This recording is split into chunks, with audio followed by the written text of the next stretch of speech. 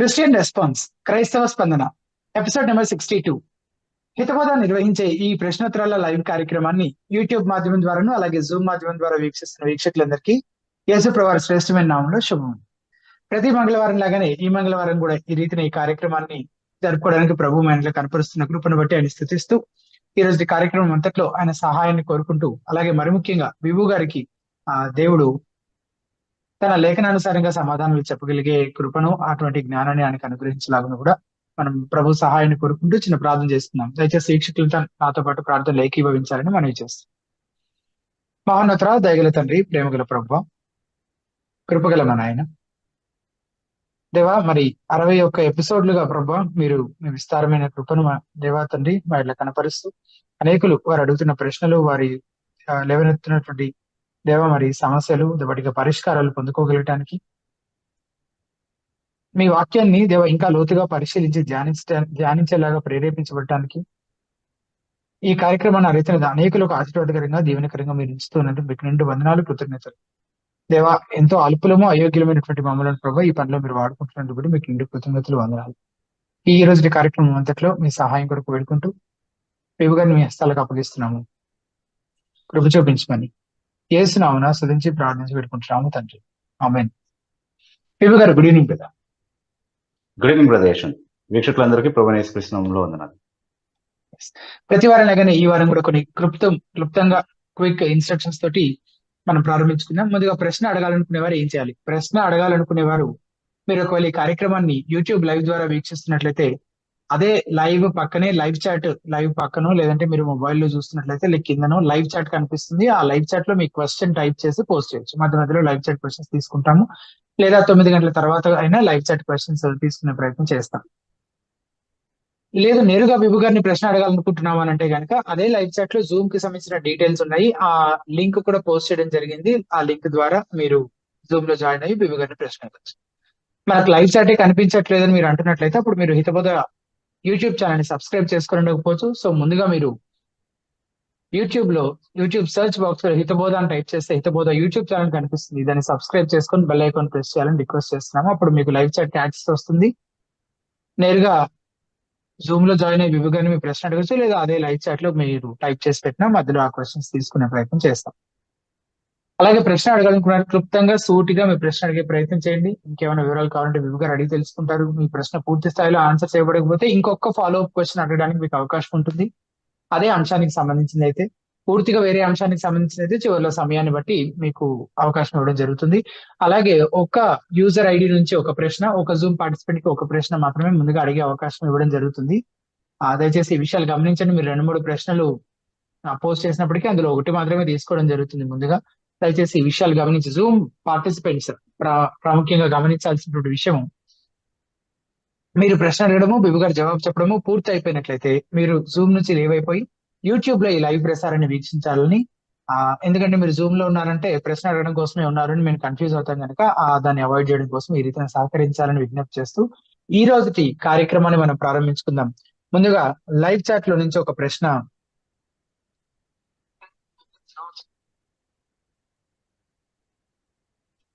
Live chat లో Jack sparrow అనే ID నుంచి అడిగినటువంటి ప్రశ్న, బ్రదర్ బిబు, ప్రైజ్ లార్డ్.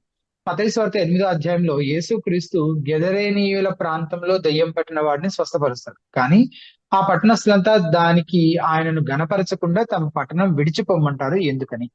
అది ప్రశ్న బిబు గారు. ఓకే. మత్తయి సువార్త 8వ అధ్యాయంలో దయ్యం పట్టిన ఈ వ్యక్తికి సంబంధించిన సందర్భము ముగ్గురు సువార్తికులు అంటే మత్తయి, మార్కు, లూకా ఈ ముగ్గురు కూడా ప్రస్తావించడం జరిగింది. మత్తయి సువార్త 8వ అధ్యాయంలో, మార్కు సువార్త 5వ అధ్యాయంలో అనుకుంటాను, అలాగే లూకా సువార్తలో కూడా 8వ అధ్యాయంలోనే ఈ సందర్భం మనకు కనిపిస్తుంది. సో మత్తయిలో, మార్కులో కారణాలు ఏమి ప్రత్యేకంగా చెప్పినట్టుగా మనం చూడము. ఎందుకు వాళ్ళు ప్రభువుని తమ పట్టణం నుండి వెళ్ళిపోమని ఎందుకు కోరినట్టుగా రాయబడిందో దానికి కారణాలు ఏమి వాళ్ళు ప్రస్తావించినట్టుగా మనం చదవము అక్కడ. కానీ లూకా సువార్త 8వ అధ్యాయంలో కొంత మనకు క్లారిటీ లభిస్తుంది ఈ విషయంలో. ఒకసారి Yashwant garu, if you don't mind, can we turn there? yes brother.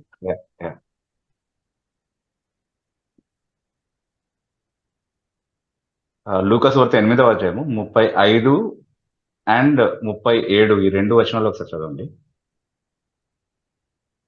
35, 37. Yeah. Yes brother. 35వ వచనము.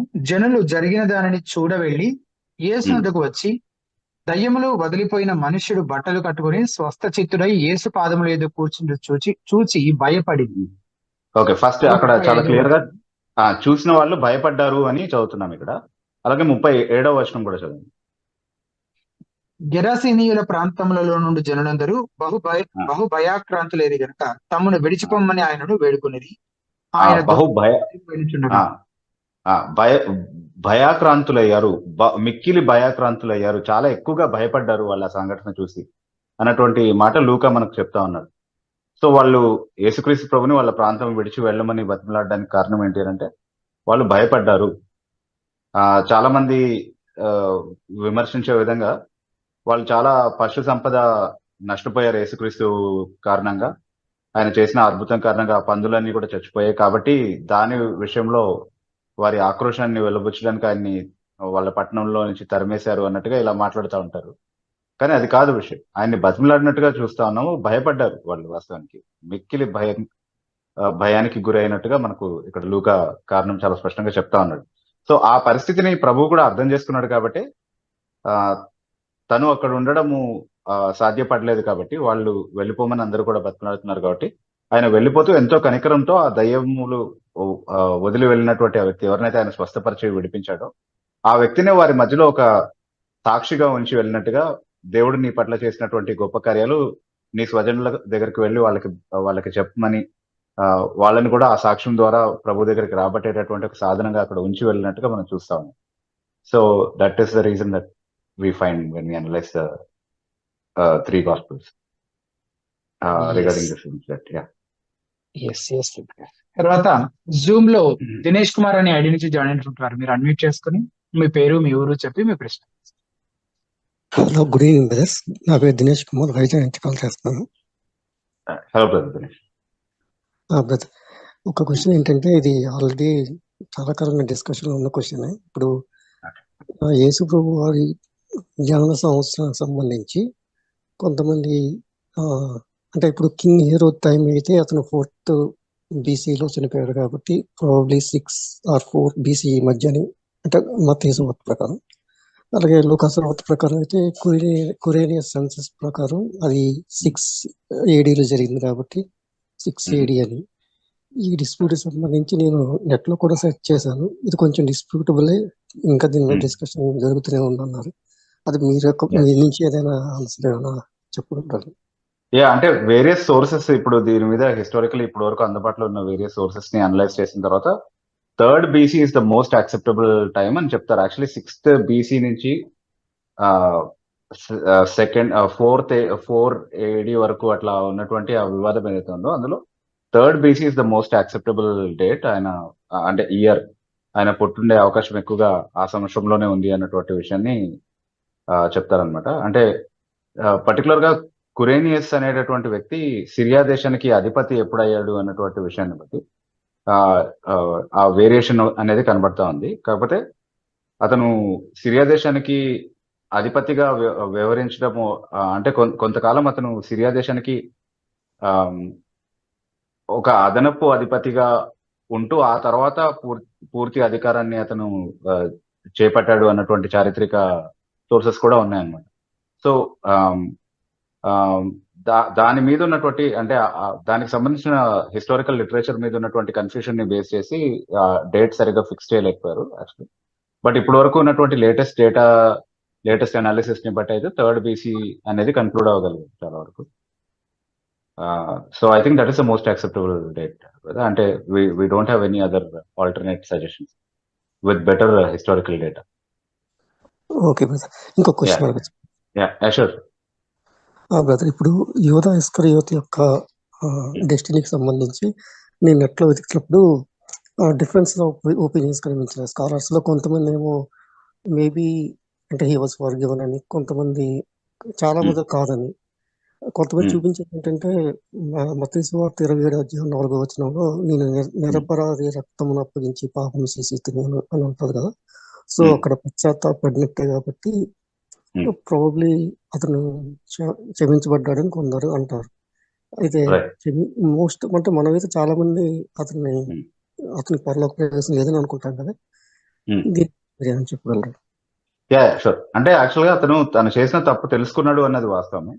అలాగే అతను యేసుక్రీస్తు ప్రభు గురించి ఆ సాక్ష్యం చెప్పడం కూడా చాలా ఆ, చాలా ప్రాముఖ్యమైనటువంటి ఒక సంఘటన. అంటే దేవుడు తన ఏర్పాటులో అతను ఆ సాక్ష్యం చెప్పేలా చేశాడు అనేది ఖచ్చితంగా మనం గుర్తించగలగాలి అక్కడ. ఎందుకంటే నిజంగా యేసుక్రీస్తుకి అంత సన్నిహితంగా ఉన్నటువంటి ఒక శిష్యుడు ఆయన అలా మోసగించాడంటే యేసుక్రీస్తులోనే ఏదైనా లోపం ఉందేమో అనుకునే ప్రమాదం ఉంది కదా. ప్రపంచం అలా అనుకునే అవకాశం లేకుండా అతని నోటనే ఇతను నిరపరాధి అన్నటువంటి సాక్ష్యాన్ని దేవుడు ఇప్పించినట్టుగా మనం ఖచ్చితంగా చూడగలుగుతాం అక్కడ. అయినప్పటికీ అతను తన తప్పు తెలుసుకుని ఎక్కడికి వెళ్ళాడు? ఆ ప్రధాన యాజకులు ఎవరైతే ఆయన్ని మోసం చేయడానికి పురిగొల్పారో వాళ్ళ దగ్గరికి వెళ్ళాడు. వాళ్ళ దగ్గర ఆ తప్పు ఒప్పుకున్నాడు. వాళ్ళ దగ్గర తీసుకున్నటువంటి ఆ ధనాన్ని కూడా ఆలయంలో విసిరిగొట్టేశాడు, వెళ్ళిపోయాడు. కానీ దేవుని తట్టుకు తిరిగి క్షమాపణ అడిగినట్టుగా ఎక్కడ మనం చదవం వాస్తవానికి. అంటే తన పాపం విషయంలో అతను పశ్చాత్తాపడి అది పాపమని గుర్తెరిగాడు. కానీ తన పాపంతో తనదైన విధానంలో వ్యవహరించాడు తన పాపంతో. అంటే దేవుడు చెప్పినటువంటి విధానంలో కాకుండా తనదైన విధానంలో తన పాపంతో వ్యవహరించాడు. అంటే దేవుని దగ్గరికి వెళ్తే ఆయన క్షమిస్తాడు అన్నటువంటి ఆహ్వానాన్ని ఆయనే స్వయంగా విన్నారు. యేసుక్రీస్తు ప్రభు యోహాను సువార్త 6:37 నా వద్దకు వచ్చేవాడిని నేను ఎన్నడూ త్రోసిపుచ్చును అని అన్నాడు. ఆయన ప్రభు దగ్గరికి వెళ్ళుండాల్సింది. అంటే చాలా సందర్భాల్లో ఆయన అట్లీస్ట్ మిగతా శిష్యులు ఎవరైతే ఉన్నారో వాళ్ళ దగ్గరికైనా వెళ్ళుండాల్సింది. లేకపోతే దేవుని కనికరం పైన ఆధారపడుతూ దేవుని పైన ఆయన రెస్టోరేషన్ కోసమని వేచి ఉండాల్సింది. కానీ అలా కాకుండా అతను తొందరపడి వెళ్ళి ఆత్మహత్య చేసుకున్నట్టుగా మనం చూస్తాం. అది నిజంగా దేవుని చేత మారు మనసులోనికి నడిపించబడినటువంటి ఒక వ్యక్తికి ఉండేటటువంటి గుర్తింపు కాదు. అందుకే లేఖనాలు కూడా చాలా స్పష్టంగా ఆయన ఆ నరకానికే వెళ్ళినట్టుగా మనకు క్లారిటీ ఇస్తా ఉంది. అంటే ఇప్పుడు మీరు అపోస్తుల కార్యములు 1వ అధ్యాయము 16వ వచనం నుండి ఉన్నటువంటి వాక్య భాగం ఒకళ్ళు చదివితే can we read that Yashwant or Dinesh? ఇద్దరులో ఎవరైనా చదవచ్చు. సహోదరులారా, యేసును పట్టుకుని వారికి త్రోవ చూపిన యోధాను గూర్చి పరిశుద్ధాత్మ దావీదు ద్వారా పూర్వం పలికిన లేఖనము నెరవేరవలసి ఉన్నాను. అతడు మనలో ఒకవాడికి అంచబడిన ఈ పరిచర్యలో పాలు పొందెను. ఈ యోధా ద్రోహం వల్ల సంపాదించిన రోకంలో ఇచ్చి పొలము కొనెను. అతడు తలకిందులుగా పడి నడిమి బద్దలైనందున అతని పేగులన్నీ బయటకు వచ్చును. ఈ సంగతి యెరూషలేములో కాపురం ఉన్న వారికి అందరికీ తెలియవచ్చును కనుక వారి భాషలో ఆ పొలము అకెల్దమ అనబడి ఉన్నది. దానికి రక్తభూమి అని అర్థము. ఇందుకు ప్రమాణముగా అతని ఇల్లు పాడైపోవును గాక, దానిలో ఎవడు పాపను ఉండపోవును గాక, అతని ఉద్యోగమును వేరొకడు తీసుకును గాక అని కీర్తన గ్రంథంలో రాయబడి ఉన్నది. కాబట్టి ఈ యోహాను బాప్తిస్మం ఇచ్చినది మొదలుకొని ప్రభువైన యేసు అంటే యూదా చనిపోయి తన స్థలానికి వెళ్ళిపోయాడు అని ఉంటది ఇక్కడే. అవునండి, ఇదే అధ్యాయము 25వ వచనం. అందరి హృదయంలో ఎరిగిన ప్రభువా తన చోటికి పోవుటకు యూదా తప్పిపోయి పోగొట్టుకున్న ఈ పరిచర్యలోను అపోస్తలత్వములను పాలు పొందుటకు వీరిద్దరిలో నీవు ఏర్పరచుకున్న వారిని కనబరచుమన్నది. సో అదనమాట సో ఇది క్రైస్తవుల మధ్యలో మామూలుగా ఉన్నటువంటి అభిప్రాయం కాదు, లేఖనాలే ధృవీకరించేటటువంటి ఒక ఆలోచన అనమాట. అతను తప్పిపోయాడు అనేది. నాశనపుత్రుడు అన్నటువంటి పేరు అతనికి ఉంది. నాశనపుత్రుడు అన్నది లిటరలీ నరకపుత్రుడు అని అనువదించాలన్నమాట. సన్ ఆఫ్ పర్డిషన్ అన్నటువంటి మాట. నరకపుత్రుడు అనేది ఆయనకి ఇవ్వబడినటువంటి బిరుదు, పేరు. So that's what he was and that's what he prove to be eventually. So ఆయన రక్షింపబడ్డాడని చెప్పడానికి అయితే ఎలాంటి ఆధారం. బేబు గారు, ఇదే అంశానికి సంబంధించి ఇంకొక ప్రశ్న నేను అడుగుతాను.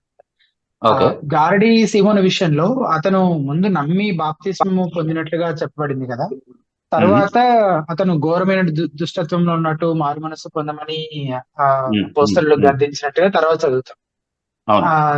దీనికి ఇప్పుడు మీరు ఇదివరకు కార్యక్రమాలన్నింటిలో చాలా సార్లు చెప్పినట్టుగా మీరు ఏం చెప్తున్నారంటే అతను ఎన్నడూ అసలు మారు మనసే పొందలేదు, రక్షణే పొందలేదు, అతను ఆ భ్రమలో ఉన్నాడు అని అంటున్నారు. కానీ అక్కడ ప్లెయిన్ గా చదివినప్పుడు మాత్రం అట్లాంటి భావం ఏమీ కనిపించదు అక్కడ.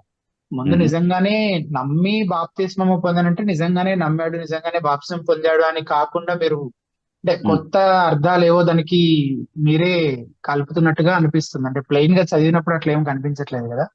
ఉమ్, ఆ ఉమ్. మీరు చెప్తున్న భావమే సరైంది అని, లేదంటే అదే ఆ ఆ, ఉద్దేశం అక్కడ ఉంది అని మనం అనుకోవడానికి ఎందుకు అనుకోవాలి, దాని గురించి ఏమైనా ఎక్స్ప్లెయిన్ చేయగలరు? అంటే మీరు సెకండ్ టైం చదివిన రెఫరెన్స్ లోనే ఆన్సర్ ఉంది కదా. నేను చెప్పడం కాదు, ఆయన నిజంగా నమ్మలేదు, మనసు పొందలేదని.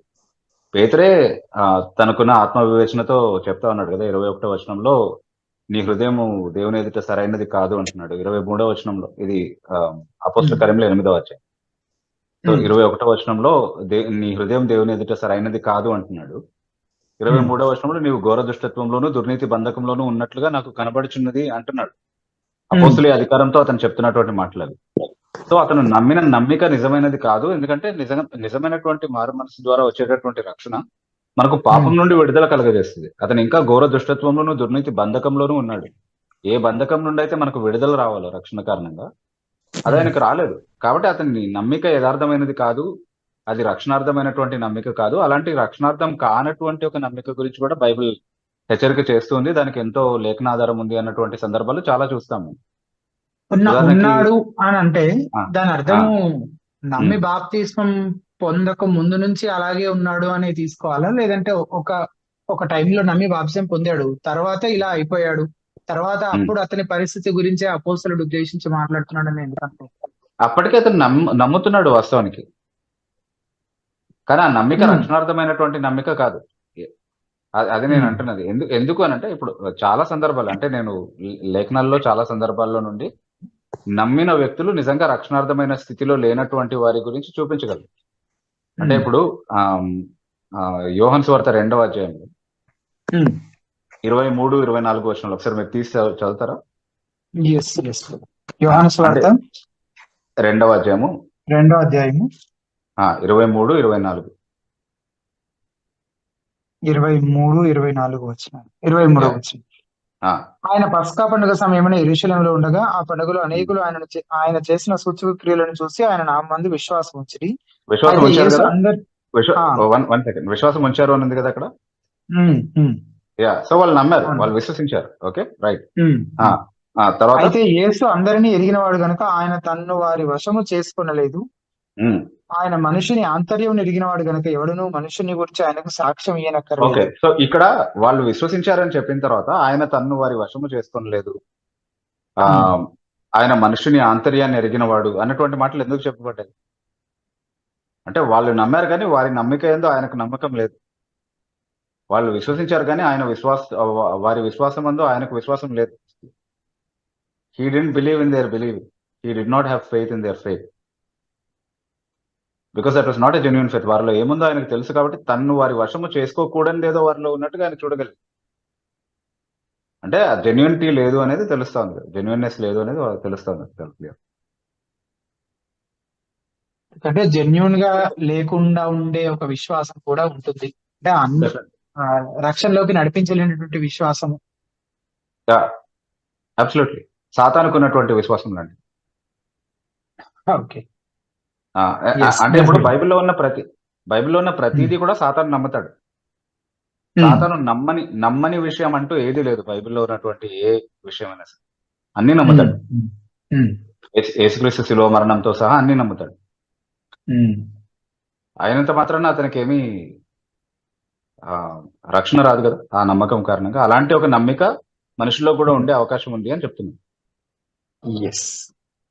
అది హృదయాన్ని పవిత్రపరిచే నమ్మిక కాదు, మారు మనసులోకి నడిపించే నమ్మిక కాదు, నిజంగా పాపము నుండి దేవుని తట్టుకు తిరిగేటటువంటి నమ్మిక కాదు.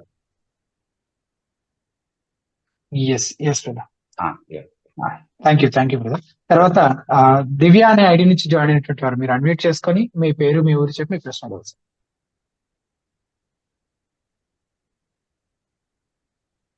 గుడ్ ఈవినింగ్ అన్న. నా Good పేరు evening. దివ్య, హైదరాబాద్ నుంచి మాట్లాడుతున్నాను. Yes, అన్న 2 Thessalonians చాప్టర్ 2 వర్స్ 9 లో సాటన్ అంటే తను పని చేసే విధానం గురించి చెప్తూ ఫాల్స్ మిరాకిల్స్ అని చెప్తారు కదా అన్న ఇక్కడ. With all power and false signs and wonders and with all the deception of wickedness for those who perish అనేసి ఇక్కడ ఉంది కదా. సో అవును. ఇక్కడ ఫాల్స్ మెరాకిల్స్ అంటే ఏ విధంగా అర్థం చేసుకోవాలన్న దీన్ని? అంటే అన్ని రకాల మిరాకిల్స్ చేయగలడు, ఇంక్లూడింగ్ ఆకాశం నుండి అగ్ని దిగి వచ్చేలా కూడా చేయగలడు అన్నది ఒక సందర్భంలో రాయబడింది. Is it the same context or revolutions లో ఉంది అనుకుంటా అది. సో ఆకాశం నుండి అగ్ని దిగి వచ్చేలా చేసే అంతగా కూడా అద్భుతాలు చేయగలడు. మత్తయి సువార్త 24వ అధ్యాయంలో కూడా అబద్ధ క్రీస్తుల గురించి, అబద్ధ ప్రవక్తల గురించి మాట్లాడుతున్నప్పుడు సాధ్యమైతే ఏర్పరచబడిన వారు కూడా తప్పిపోయే విధంగా వారు ప్రవర్తిస్తారు అన్నటువంటి మాటలు మనం చూస్తా ఉన్నాం. తర్వాత ఆల్ మిరాకిల్స్ అన్నప్పుడు there is no exception. They can the people who are used for this cause by the devil can perform all miracles which the servants of Christ can perform. With all అంటే ఇప్పుడు power and false yeah, miracles అని ఉందన్న. Falls అవును. Miracles అంటే ఏంటి అని నాకు doubt వచ్చింది. ఫాల్స్ మిరాకిల్స్ అంటే దే అంటే ఆర్ కౌంటర్ఫిట్ మిరాకిల్స్ యాక్చువల్లీ, కానీ అవి జెన్యున్ మిరాకిల్స్ గానే కనబడతాయి చూసేవారికి, అందుకే డిసీవ్ అవుతున్నారు కదా. అంటే యాక్చువల్ గా ఫాల్స్ మెరాకిల్స్ అంటే అది మెరాకిల్స్ Yeah. అయినట్టుగా కనబడుతుంది కదా, అది నిజంగా జరగదనా? అలాగా నిజంగా జరిగేలా చేయడం దేవునికి మాత్రమే సాధ్యం కదా. అంటే నిజంగా ఒక వ్యక్తిని హీల్ చేయడం ఫర్ ఎగ్జాంపుల్, లేకపోతే నిజంగా ఒక ఉమ్. వ్యక్తికి ఒక చనిపోయిన వ్యక్తిని లేపడం, లేకపోతే ప్రకృతి నియమాలకు వ్యతిరేకంగా ఏదైనా సక్సెస్ఫుల్లీ చేయగలగడం అనేది దేవుని శక్తి ద్వారా ఉమ్. మాత్రమే సాధ్యపడుతుంది యాక్చువల్లీ. కానీ ఒకవేళ సాతాను చేయాలంటే కౌంటర్ ఫిట్సే చేసి అది నిజమైన మిరాకిల్ లాగా నమ్మించాల్సి ఉంటుంది. అది చేయగలిగేటటువంటి శక్తి వాడికి ఉంటుంది, మోసగించే శక్తి వాడికి ఉంటుంది అనేది మాత్రమే అర్థం చేసుకోగలుగుతాం. But unless we really see them we don't know what he is exactly going to do.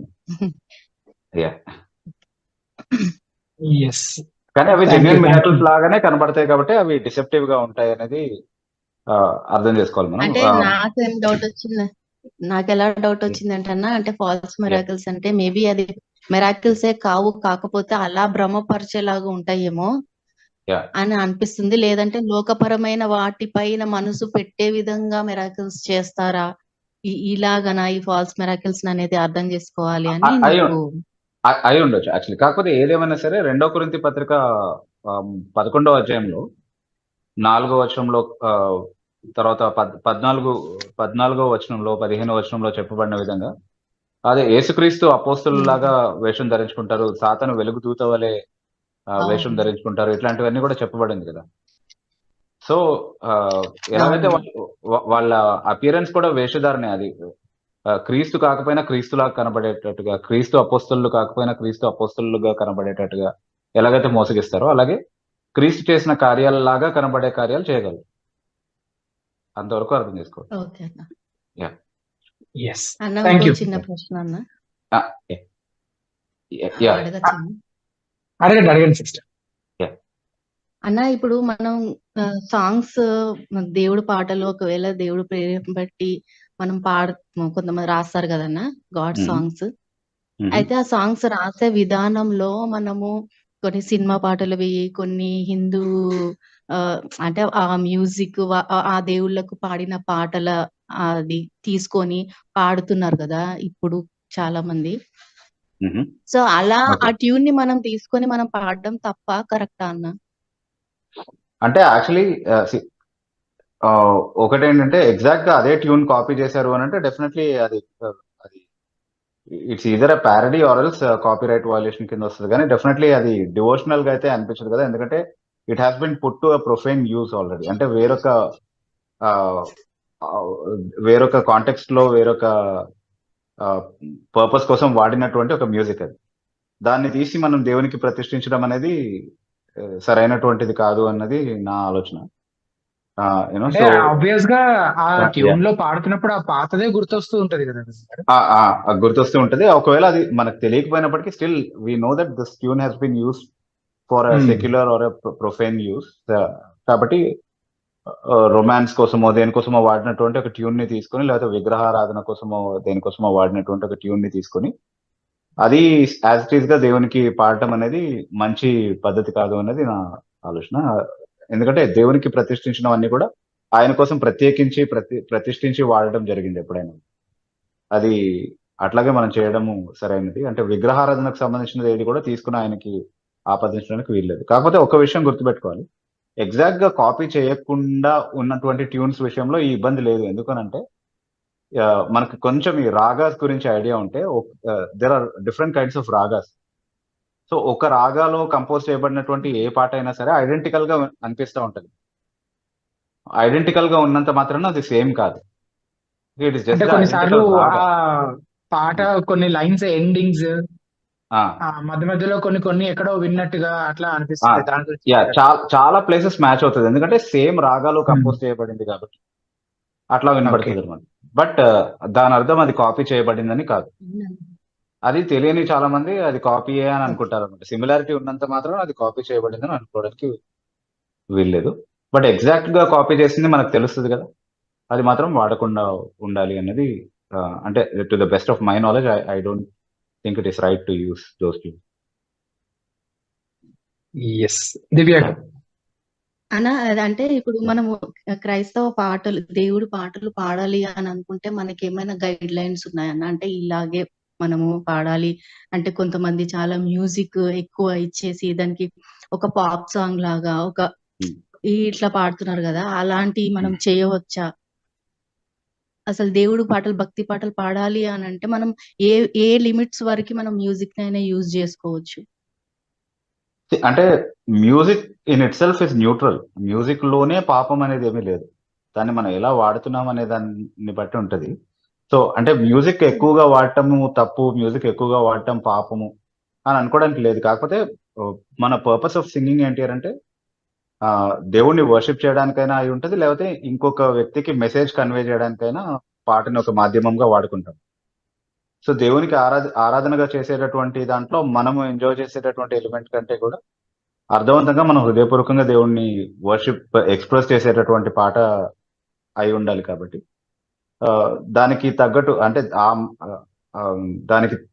దానికి అవసరమైనటువంటి డెకోరం మెయింటైన్ చేయగలిగేటటువంటి విధంగా ఉంటే బాగుంటుంది, సరిగ్గా ఉంటది. అండ్ వేరే వాళ్ళకి మెసేజ్ కన్వే చేయడానికి మనం కంపోజ్ చేసేటటువంటి సాంగ్స్ కొంచెం అంటే వాళ్ళు కూడా అంటే even if they are unbelievers, వాళ్ళు రిలేట్ అవ్వగలిగే విధంగా ఒకవేళ మనం దాన్ని కంపోజ్ చేసుకోవడంలో తప్పేం లేదు. ఎక్కువ మ్యూజిక్ వాడి, కొంచెం స్టాండర్డ్ గా క్వాలిటీ మ్యూజిక్ వాడి చేయడము ఈజ్ నాట్ రాంగ్. అంటే మంచి మ్యూజిక్ వినగానే అది సినిమా మ్యూజిక్ అని అనుకుంటున్నారు మనం. సో మంచి క్వాలిటీలో మంచి కంపోజిషన్ చేస్తే, కొంచెం స్టాండర్డ్ క్వాలిటీ కంపోజిషన్ చేస్తే ఇది సినిమా లెవెల్లో ఉంది, సినిమా స్టైల్లో ఉంది కాబట్టి ఇది చేయకూడదు, వాడకూడదు అన్నట్టుగా మాట్లాడుతున్నారు. But not necessary. అది అల్లరిగా ఉండకుండా డీసెంట్ గా ఉంటూ అది వినసొంపుగా ఉండి మెసేజ్ క్లియర్ గా కన్వే అవుతున్నటువంటి విధానంలో ఉంటే I think that is perfectly fine. కానీ మ్యూజిక్ ఇలా వాడారు కాబట్టి, లేకపోతే ఈ ప్యాటర్న్ లో ఉంది కాబట్టి ఇది పాపం అని చెప్పడానికి అయితే వీలు పడకపోవచ్చు. సో వీ షుడ్ బి అంటే సిస్టర్ పాప్ మ్యూజిక్ అనే ఒక పదం వాడారు కదా, అంటే కొన్ని మెగా చర్చెస్ లో ఉన్నాయి నాకు తెలిసింది కాబట్టి, ఈ పబ్ కి లేదా సెలబ్రేషన్స్ కి వెళ్తే ఎట్లాగైతే ఎగరడము లేదా అటు ఇటు ఊగటము అలా చేస్తుంది, దానికి తగ్గ బ్యాక్గ్రౌండ్ మ్యూజిక్స్ వేయడము అలాంటివి జరుగుతున్నాయి కదా, దాని గురించి ఏమంటారు? అంటే యాక్చువల్లీ అంటే అలా చేయడానికి మోటివేట్ చేస్తున్నాయంటే ఆ పాటలో బేసికలీ క్రిస్టియన్ కంటెంట్ లేదు అని అర్థం చేసుకోవాలి. అంటే దేవుని పైన ఫోకస్ చేయడానికి ఏ విధంగా కూడా సహాయపడట్లేదు. అది జస్ట్ నీ ఫ్లెష్లీ యాక్టివిటీని మాత్రమే ప్రోత్సహించే విధంగా ఉంది. సో అది that is not really in anyway helpful or a blessing to anybody. కాబట్టి అలాంటి మ్యూజిక్ ని అవాయిడ్ చేయాలంటే ఎస్పెషలీ రాక్ స్టైల్లో ఉండేటటువంటి సాంగ్స్ ఇవన్నీ కూడా డెఫినెట్లీ అన్క్రిస్టియన్ గానే ఉంటాయి. అంటే that pattern is not compatible for worship actually. So అది మంచిది కాదు. అది అవాయిడ్ చేయడం అనేది it will make our worship more meaningful. కానీ దాన్ని డెఫినెట్ గా పాపం అని పిలవచ్చా లేదా అనేది we should study into it. కొన్ని సందర్భాల్లో రాక్ మ్యూజిక్ అనేది సేటన్ వర్షిప్ నుంచి వచ్చింది అన్నటువంటి రీసెర్చెస్ కూడా చేయడం జరిగింది కొంతమంది.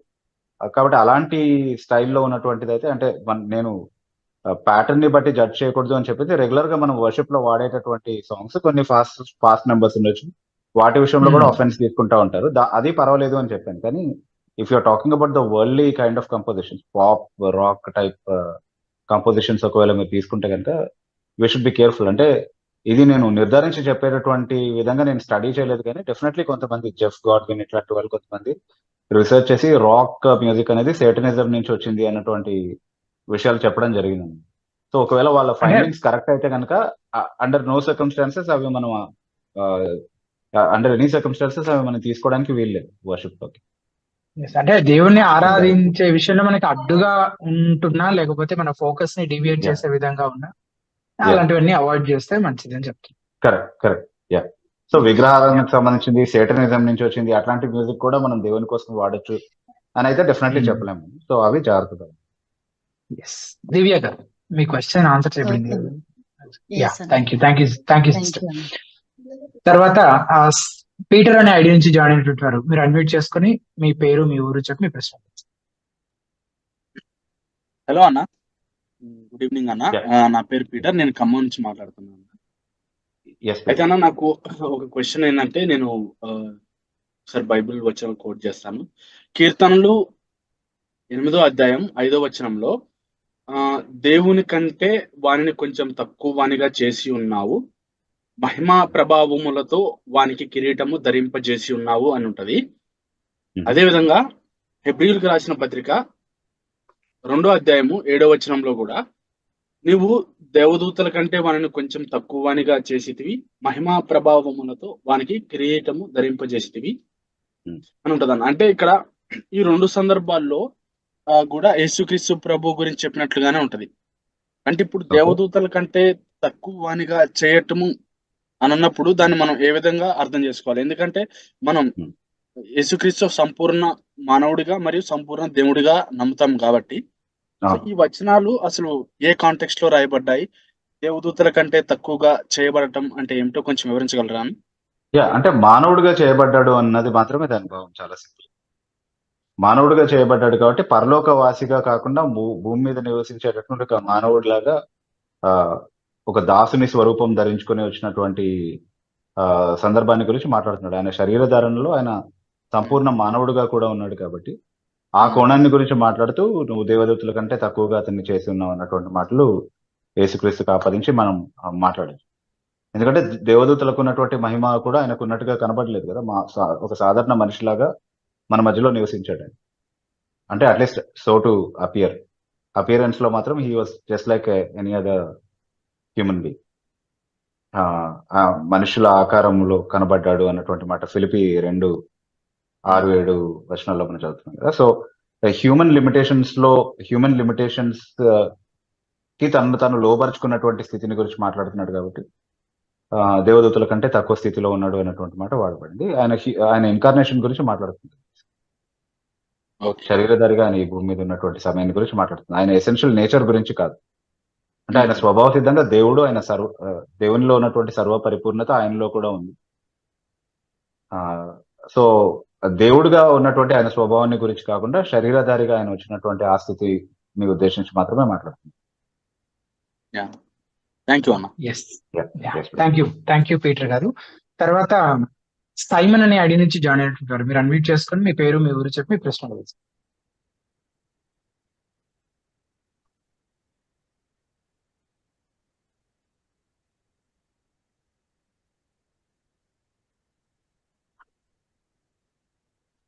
ఎస్, బహుశా అందుబాటులో లేనట్టున్నారు. ఒకవేళ తిరిగి మళ్ళీ క్వశ్చన్ అడగాలనుకుంటే కనుక నాకు ఒకసారి లైవ్ చాట్ లో మెసేజ్ పెట్టినట్లయితే మళ్ళీ మీకు అవకాశం ఇస్తాం కదా. తర్వాత చంద్రశేఖర్ అనే ఐడి నుంచి జాయిన్ అయినట్టు మీరు అన్మ్యూట్ చేసుకొని మీ పేరు, మీ ఊరు చెప్పిన ప్రశ్న.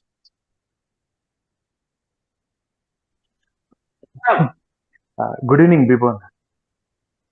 Good evening. నా పేరు చంద్రశేఖర్, నేను హైదరాబాద్ నుంచి కాల్ చేస్తున్నాను. అన్న, నా ప్రశ్న ఏంటంటే మత్తయి గ్రంథం 1వ అధ్యాయంలో మెస్సియా యొక్క వంశావళిలో చెప్తూ తామారు పేరుని కానీ రాహబ్ పేరుని కానీ ప్రత్యేకంగా పేర్కొనటం జరిగింది. రాహాబ్ ఏమో ఒక వేశ్య అని చెప్పి మనము చూడగలుగుతాము, తామారేమో ఇన్సెస్టియస్ రిలేషన్షిప్ వైపు వెళ్ళింది అన్న విషయాన్ని బట్టి చూస్తాం. కానీ వారి పేర్లు ప్రత్యేకంగా పేర్కొనబడ్డాయి. కానీ తర్వాత వెళ్తే దావీదు యూరియా భారీగా నుండిన ఆమె యందు దావీదు సొలొమోనును కనెను అని ఉంది అనమాట. అవును. సో అక్కడ ఆమె పేరుని పేర్కోలేదు. ఆ, రాహాబు వంటి వేశ్య, తామారు వంటి ఇన్సెస్టియస్ రిలేషన్షిప్ కలిగి ఉన్నటువంటి ఆమె వాళ్ళ పేర్లే పేర్కొనబడినప్పుడు ఈమె పేరు ఎందుకు పేర్కొనబడలేదు? కానీ అట్ ద సేమ్ టైం అదే కోణంలో ఆమె పేరు చెప్పకపోయినా, ఊరియా భారీగా ఉండినటువంటి ఆమె పేరు అక్కడ ప్రత్యేకంగా చెప్పకపోయినా సరే, ఆమె ద్వారా దావీదు కన్నటువంటి సొలొమోను ద్వారానే వంశావళి కంటిన్యూ అవటం, ఆ లైన్ మెసియానిక్ లైన్ కంటిన్యూ అవటం కూడా మనం చూస్తాం.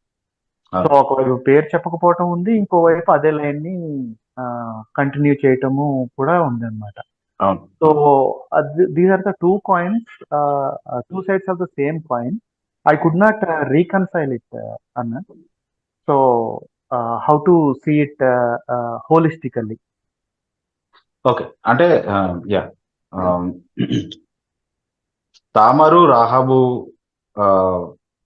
లాగానే ప్రశ్నార్థకమైన ఒక నేపథ్యం నుండే రూతు కూడా వచ్చింది. రూతు పేరు కూడా ప్రస్తావించడం జరిగింది. మీరు అది కూడా నోటీస్ చేసి ఉంటారు వంశావళిలో. రూతు పేరు కూడా, రూత్ మోయాబీరాలు కదా. మోయాబీరాలు అంటే లోతు కుమారులలో ఒకరనమాట మోయాబు అన్నటువంటి వ్యక్తి. సో ఆ కథ కూడా మనకు తెలుసు. That is also an incestuous relationship. అది కూడా వావి వరుసలు తప్పిన ఒక సంబంధం నుండి కలిగినటువంటి సంతానం. సో రూత్ గురించిన ప్రస్తావన మనకు కనబడుతుంది, తామారు గురించి కనబడుతుంది, రాహాబు గురించి కనబడుతుంది. బత్షెబా విషయంలో ఆమె పేరు ప్రస్తావించకపోయినప్పటికీ ఆమె చేసిన పాపాన్ని, అంటే దావీదుతో కలిసి ఆమె చేసినటువంటి ఆ పాపాన్ని గుర్తు చేసే విధంగా అది ప్రస్తావించబడింది వాస్తవం. సో నిజంగా యేసుక్రీస్తు ప్రభుకి చాలా గౌరవప్రదమైనటువంటి ఒక వంశావళి ఇవ్వాలి అని అనుకుని ఉంటే, అంటే దాన్ని ప్రస్తావించాలి అని అనుకుని ఉంటే మత్తయి అలా చేయగలిగి ఉండేవాడు. షారాని, రిబ్కాని, లేకపోతే రాహెల్ని ఇలా గౌరవంతో ప్రస్తావించగలిగేటటువంటి చాలా మంది స్త్రీలు ఉన్నప్పటికీ కూడా వాళ్ళందరినీ కూడా దాటవేస్తూ నైతికంగా లేకపోతే కుటుంబ పరంగా సరైనటువంటి నేపథ్యం లేనటువంటి వ్యక్తుల్ని మాత్రమే పేరుతో ప్రస్తావించడం అనేది ప్రత్యేకంగా మనం గమనిస్తాం. ఓకే, ఆమె పేరు, ఇప్పుడు బత్షెబా పేరు ఎందుకు ప్రస్తావించలేదు అనేది పెద్ద విషయం కాదు. అంటే that was the way he chose to mention her. అంటే ఆమె చేసిన క్రియను బట్టి, ఆమె చేసిన పేరును బట్టి కాకుండా ఆమెకి దావీదుకు మధ్యలో జరిగిన పాపాన్ని బట్టి ప్రస్తావించడానికి ఇష్టపడ్డాడు. ఆ విధంగా నడిపించబడ్డాడు పరిశుద్ధాత్మ. బట్ పాయింట్ ఏంటి అని అంటే, ఈ పాపపు నేపథ్యం ఉన్నటువంటి స్త్రీలను మాత్రమే ప్రస్తావించడంలో ఉన్న ఉద్దేశం ఏంటి? ఎందుకు అలాంటి నేపథ్యం నుండి యేసుక్రీస్తు వచ్చినట్టుగా చిత్రీకరించడం జరిగింది అనే ప్రశ్నకి అక్కడే ఆ లిస్ట్ అంతా కూడా చెప్పిన తర్వాత మనకి 21వ వచనంలోనే జవాబు చెప్తాడు మత్తయి. ఒకసారి మనం అది చదివితే బాగుంటుంది అనుకుంటా. ఆయన చదవచ్చు, లేకపోతే యశ్వంత్ అయినా చదవచ్చు. మత్తయి 1:21. ఆమె యొక్క కుమారుని కనును తన ప్రజలను వారి పాపముల నుండి ఆయనే రక్షించును గనుక ఆయనకు యేసు అని పేరు పెట్టుదు అనను. అంటే ఆయన పాపుల రక్షకుడుగా వచ్చాడు కాబట్టి తన ప్రజలలో ఉన్నటువంటి ఎలాంటి పాప నేపథ్యాన్నైనా బాపగలిగేటటువంటి, ఎలాంటి పాపం నుండి అయినా వారిని విడిపించగలిగి వారిని నూతన పరచగలిగేటటువంటి రక్షకుడుగా ఆయన పుడుతున్నాడు అన్నటువంటి సందేశాన్ని వ్యక్తపరచడానికి అవసరమైనటువంటి పేర్లను మాత్రమే ప్రస్తావించాడు ఆ వంశావళిలో. చాలా గౌరవప్రదంగా ప్రస్తావించగలిగినటువంటి పేర్లు ఉన్నప్పటికీ అవన్నిటిని కూడా విడిచిపెట్టి ఇలా పాపపు నేపథ్యం ఉన్నటువంటి వారి వంశావళిలో యేసుక్రీస్తు ప్రభు పుట్టాడు, అయినప్పటికీ ఆయన పాపుల్లో చేరని వాడిగా ఉన్నాడు అన్నటువంటి క్లారిటీ లేఖనాల్లో ఇస్తూనే ఆ పుట్టబోయే శిశువు పరిశుద్ధుడిగా ఉండి అన్నటువంటి మాటలు ఆయన పుట్టుక సందర్భంలోనే క్లారిఫై చేయబడింది. లేఖనాలన్నింటినీ కూడా మనం పరిశీలించి అర్థం చేసుకున్నాం. సో అలా ఆయన పరిశుద్ధుడిగా ఉండి పాపరహితుడిగా ఉంటూ కూడా పాప నేపథ్యం కలిగినటువంటి తన ప్రజల్ని పాపం నుండి రక్షించగల సమర్థుడు, అలాంటి రక్షకుడు ఆయన అనే సందేశాన్ని ఇచ్చే విధంగా వంశావళి క్రమం అంతా కూడా రూపొందించబడినట్టుగా మనం అర్థం చేసుకోగలుగుతున్నాము. So that is the only purpose we find why those names are singled out and mention. Particular గా ఎక్కడ స్త్రీల పేర్లు ప్రస్తావించకుండానే వంశావళి రాయగలిగే వీలున్నప్పటికీ కూడా ప్రస్తావించాల్సి వచ్చినప్పుడు ఈ స్త్రీల పేర్లు మాత్రమే ఎందుకు ప్రస్తావించాడు అంటే దానికి జవాబు అక్కడే ఆ కాంటెక్స్ట్ లోనే మనకు దొరుకుతుంది.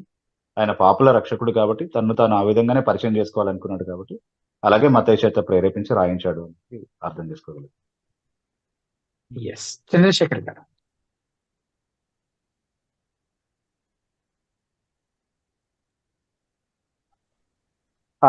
అన్న థ్యాంక్ యూ అన్న, I Yeah. Got it answer. Thank you Chandrashekar garu. తర్వాత ప్రశాంత్ కాస్నిమాల అనే ఐడి నుంచి జాయిన్ అయినటువంటి మీరు అన్మ్యూట్ చేసుకొని మీ పేరు మీ ఊరు చెప్పి మీ ప్రశ్న అడగండి. ప్రెసిడెంట్ బ్రదర్, ముందుగా Praise. అందరికి happy new year brother. Thank నా యూ పేరు ప్రశాంత్ అండి, నేను ఒంగోలు నుంచి మాట్లాడుతున్నాను. ఓకే. Brother, Yes, brother. నా ప్రశ్న ఏంటంటే, నేను ఇంకోటి ఒకసారి అడిగాను. అంటే యేసుప్రభు దేవుడు మనకి ఏ విషయాలనైనా ఆయన మానవుడితో ఇప్పుడు డైరెక్ట్ గా కానీ, లేదా తన లేఖనాల ద్వారా కానీ, లేకపోతే తన సేవకుల ద్వారా కానీ, దర్శనాల ద్వారా కానీ ఇప్పుడు మానవులతో డైరెక్ట్ గా మాట్లాడుతున్నారా అనేది నా ప్రశ్న బ్రదర్. అంటే యేసుప్రభు ఇప్పుడున్న మెయిన్ ప్రశ్న ఏంటంటే, లేఖనాల ద్వారా ఏమన్నా మనతో మాట్లాడతారా? ఎవరితో అయినా ఆయన ఏమైనా లేఖనాల ద్వారా మాట్లాడగలరా? దర్శనాల ద్వారాను అలాగే దేవుని సేవకుల ద్వారా మాట్లాడాలని మీరు చెప్పారు. లేఖనాల ద్వారా ఏమన్నా యేసుప్రభు మనకి ఏమన్నా మనతో మాట్లాడతారా అనేది ప్రశ్న. దేవుడు మనతో మాట్లాడే మాధ్యమం లేఖనాలే. అయితే లేఖనాల ద్వారా దేవుడు మాట్లాడతాడు అని చెప్పి కొంతమంది లేఖనాలని తప్పుగా వాడడం ప్రారంభించారు. ఎలా అంటే, ఇలా ఇప్పుడు లేఖనాలని ఇప్పుడు బైబిల్ నా ముందు పెట్టుకుని ప్రార్థన చేసుకుని ఇలా బైబిల్ తెరవగానే ఏ వచనం వచ్చిందో ఆ వచనం ద్వారా దేవుడు నాతో మాట్లాడాడు అన్నటువంటి ఒక పద్ధతిని నేర్చుకున్నారు కొంతమంది. అలా కాదు, అది మరీ చిలక జ్యోతిష్యం లాగా ఉంది అని చెప్పి ఇంకొంతమంది ఏమనుకున్నారంటే, రోజు చదివేటటువంటి బైబిల్ పోర్షన్ నుంచే నేను ఉన్నటువంటి పరిస్థితిని గురించి దేవుడు మాట్లాడతాడు అన్నటువంటి ఒక విధానాన్ని కూడా కనిపెట్టడం జరిగిందన్నమాట. మనం అర్థం చేసుకోవాల్సిన విషయం ఏంటంటే, మనం ఎదుర్కొంటున్నటువంటి ఏ ప్రశ్న అయినా సరే, లేకపోతే మనం ఎదుర్కొంటున్నటువంటి ఏ సమస్య అయినా సరే, అనుమానం అయినా సరే, ఏదైనా సరే, ఈ ఒక క్లిష్ట పరిస్థితిలో ఒక క్లిష్టమైన నిర్ణయం తీసుకోవాలి. నేను ఏ నిర్ణయం తీసుకోవాలో నాకు అర్థం కావట్లేదు. ఈ సందర్భంలో ఏది దేవునికి అంగీకారమైనటువంటి నిర్ణయం అనేది తెలియపరిచేటటువంటి చాలినంత నడిపింపు బైబిల్ గ్రంథంలో ఉంది. గైడెన్స్ బైబిల్ గ్రంథంలో ఉంది. ప్రతి అంశానికి సంబంధించినటువంటి గైడెన్స్ బైబిల్ గ్రంథంలో ఉంది. కానీ అది నేను ఈ రోజు చదివేటటువంటి వాక్య భాగంలోనే ఉండాల్సిన అవసరం లేదు. దాన్ని నేను వెతికి నా పరిస్థితి గురించి సరైనటువంటి వివరణ ఇచ్చేటటువంటి వాక్య భాగంలో నుండి దాన్ని నేర్చుకోవాలి. వెతికి అన్వేషించి ఈ పరిస్థితి గురించి బైబిల్ ఏం మాట్లాడుతుంది, ఈ సమస్యకు బైబిల్ ఏం పరిష్కారం ఇస్తుంది, ఇలాంటి ఒక సిచ్యువేషన్ లో ఎలాంటి నియమాలని బట్టి నేను సరైనటువంటి నిర్ణయాలు తీసుకోవాలని బైబిల్ చెప్తుంది, ఎలాంటి నిర్ణయాలు నేను తీసుకుంటే అది దేవునికి అంగీకారం, ఎలాంటి నిర్ణయాలు తీసుకుంటే అది దేవుని వాక్యానికి వ్యతిరేకంగా ఉంటుంది అన్నటువంటి విషయాల్ని నేను పరిశీలించగలిగేటటువంటి విధంగా లేఖనాల్ని నేను అర్థం చేసుకోవాలి, అలా నేర్చుకోవాలి. అదే దేవుని నడిపింపు, దేవుడు మాట్లాడే విధానం కూడా. అంతేగాని ఆయన ఈరోజు నేను చదివే పోర్షన్ నుంచి డైరెక్ట్ ఆన్సర్స్ ఇస్తాడు అంటే నేను ఇక్కడ ఉన్నటువంటి మాటల్ని యథాతథంగా తీసుకొని నా సిచ్యువేషన్ కి అప్లై చేసుకోవచ్చు అని అనుకోవడానికి వీల్లేదు. అలా చేయడం ద్వారా చాలా మిస్గైడెన్స్ అవుతుంది గైడెన్స్ కంటే కూడా. అర్థమైంది బ్రదర్. అయితే ఇప్పుడు దేవుడు మనకి బైబిల్ ద్వారా తగిన జ్ఞానాన్ని మనం ఏ సమయంలో ఏ నిర్ణయాలు తీసుకోవాలనే జ్ఞానాన్ని మనకి ఇస్తాడు. అయితే బ్రదర్ ఇంకొకటి నా డౌట్ కూడా ఏంటంటే బ్రదర్, ఇప్పుడు ఒకవేళ అంటే దేవుడు మాట్లాడాలని లేదు అని అంటున్నారు. అలాగే ప్రతిసారి కాదు, కొన్ని సందర్భాల్లో దేవుని సేవకులు చెప్పే ఆ లేఖనాల్లో చూపించే మాటల ద్వారా కానీ అలాంటి వాటితో అయినా మనతో ప్రతి సందర్భంలో కాదు కొన్ని సందర్భాల్లో మాట్లాడే అవకాశం కూడా ఉండొచ్చు కదండి. అంటే ఇప్పుడు లేఖనాల్ని మనమే వెతికి మనమే అన్వేషించి మనమే అన్ని నియమాల్ని నేర్చుకోలేము. దేవుని సేవకుడిని దేవుడు సంఘంలో నియమించిన ఉద్దేశం కూడా అదే కదా, మనకు వాక్య బోధ చేయడం కోసం. సో వాక్య బోధ మనకి ఎవరైతే చేస్తారో వాళ్ళతో మన పరిస్థితుల గురించి పంచుకుని దీని గురించి బైబిల్ ఏం బోధిస్తుంది, ఎలాంటి నిర్ణయాలు నేను సరైన విధంగా తీసుకోవాలి బైబిల్ వెలుగులో అన్నటువంటి సహాయాన్ని దేవుని సేవకుల దగ్గర నుండి తీసుకోవచ్చు. ఆ విధంగా కూడా దేవుడు మాట్లాడతాడు. ఓకే, కానీ వాక్యానుసారమైనటువంటి జ్ఞానాన్ని మనకి ఇవ్వడం ద్వారానే దేవుడు మనతో మాట్లాడతాడు. వాక్యానుసారంగా ఏం బోధించబడింది ఈ అంశాన్ని గురించి అన్నటువంటి నియమాలు మనకు నేర్పించడం ద్వారా సరైనటువంటి నిర్ణయాలు తీసుకోవడానికి మనకు సాయం చేస్తాడు. అది దేవుడు మాట్లాడే విధానం తప్ప there is no direct application of the scriptures irrespective of the context. అంటే అసలు సందర్భాన్ని పూర్తిగా పక్కన పెట్టి అక్కడ ఉన్నటువంటి సందర్భాన్ని పట్టించుకోకుండా నా సందర్భంలోనికి ఆ వచనాన్ని తీసుకొచ్చి పెట్టి అక్కడ ఉన్నటువంటి భావాన్ని మార్చే విధంగా దాన్ని అన్వయించుకోవడం అనేది సరైనటువంటి వాక్య అన్వయింపు కాదు. So we should be careful about. Okay okay అర్థమైంది brother. Thank you brother. Thank you Prashant garu. Thank you. తర్వాత లైవ్ చాట్ లో నుంచి కొన్ని ప్రశ్నలు తీసుకుంటా ఉన్నాను మీకు గారు.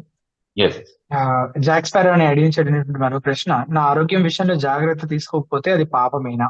అంటే ఆహారం తీసుకోకపోవడం అంటే తర్వాత ఒకవేళ ఏదైనా అనారోగ్యం ఉంటే దానికి తగ్గ మెడిసిన్స్ తీసుకోకపోవడం, వీటి విషయంలో జాగ్రత్త తీసుకోకపోతే అది పాపమేనా? అది ప్రశ్న.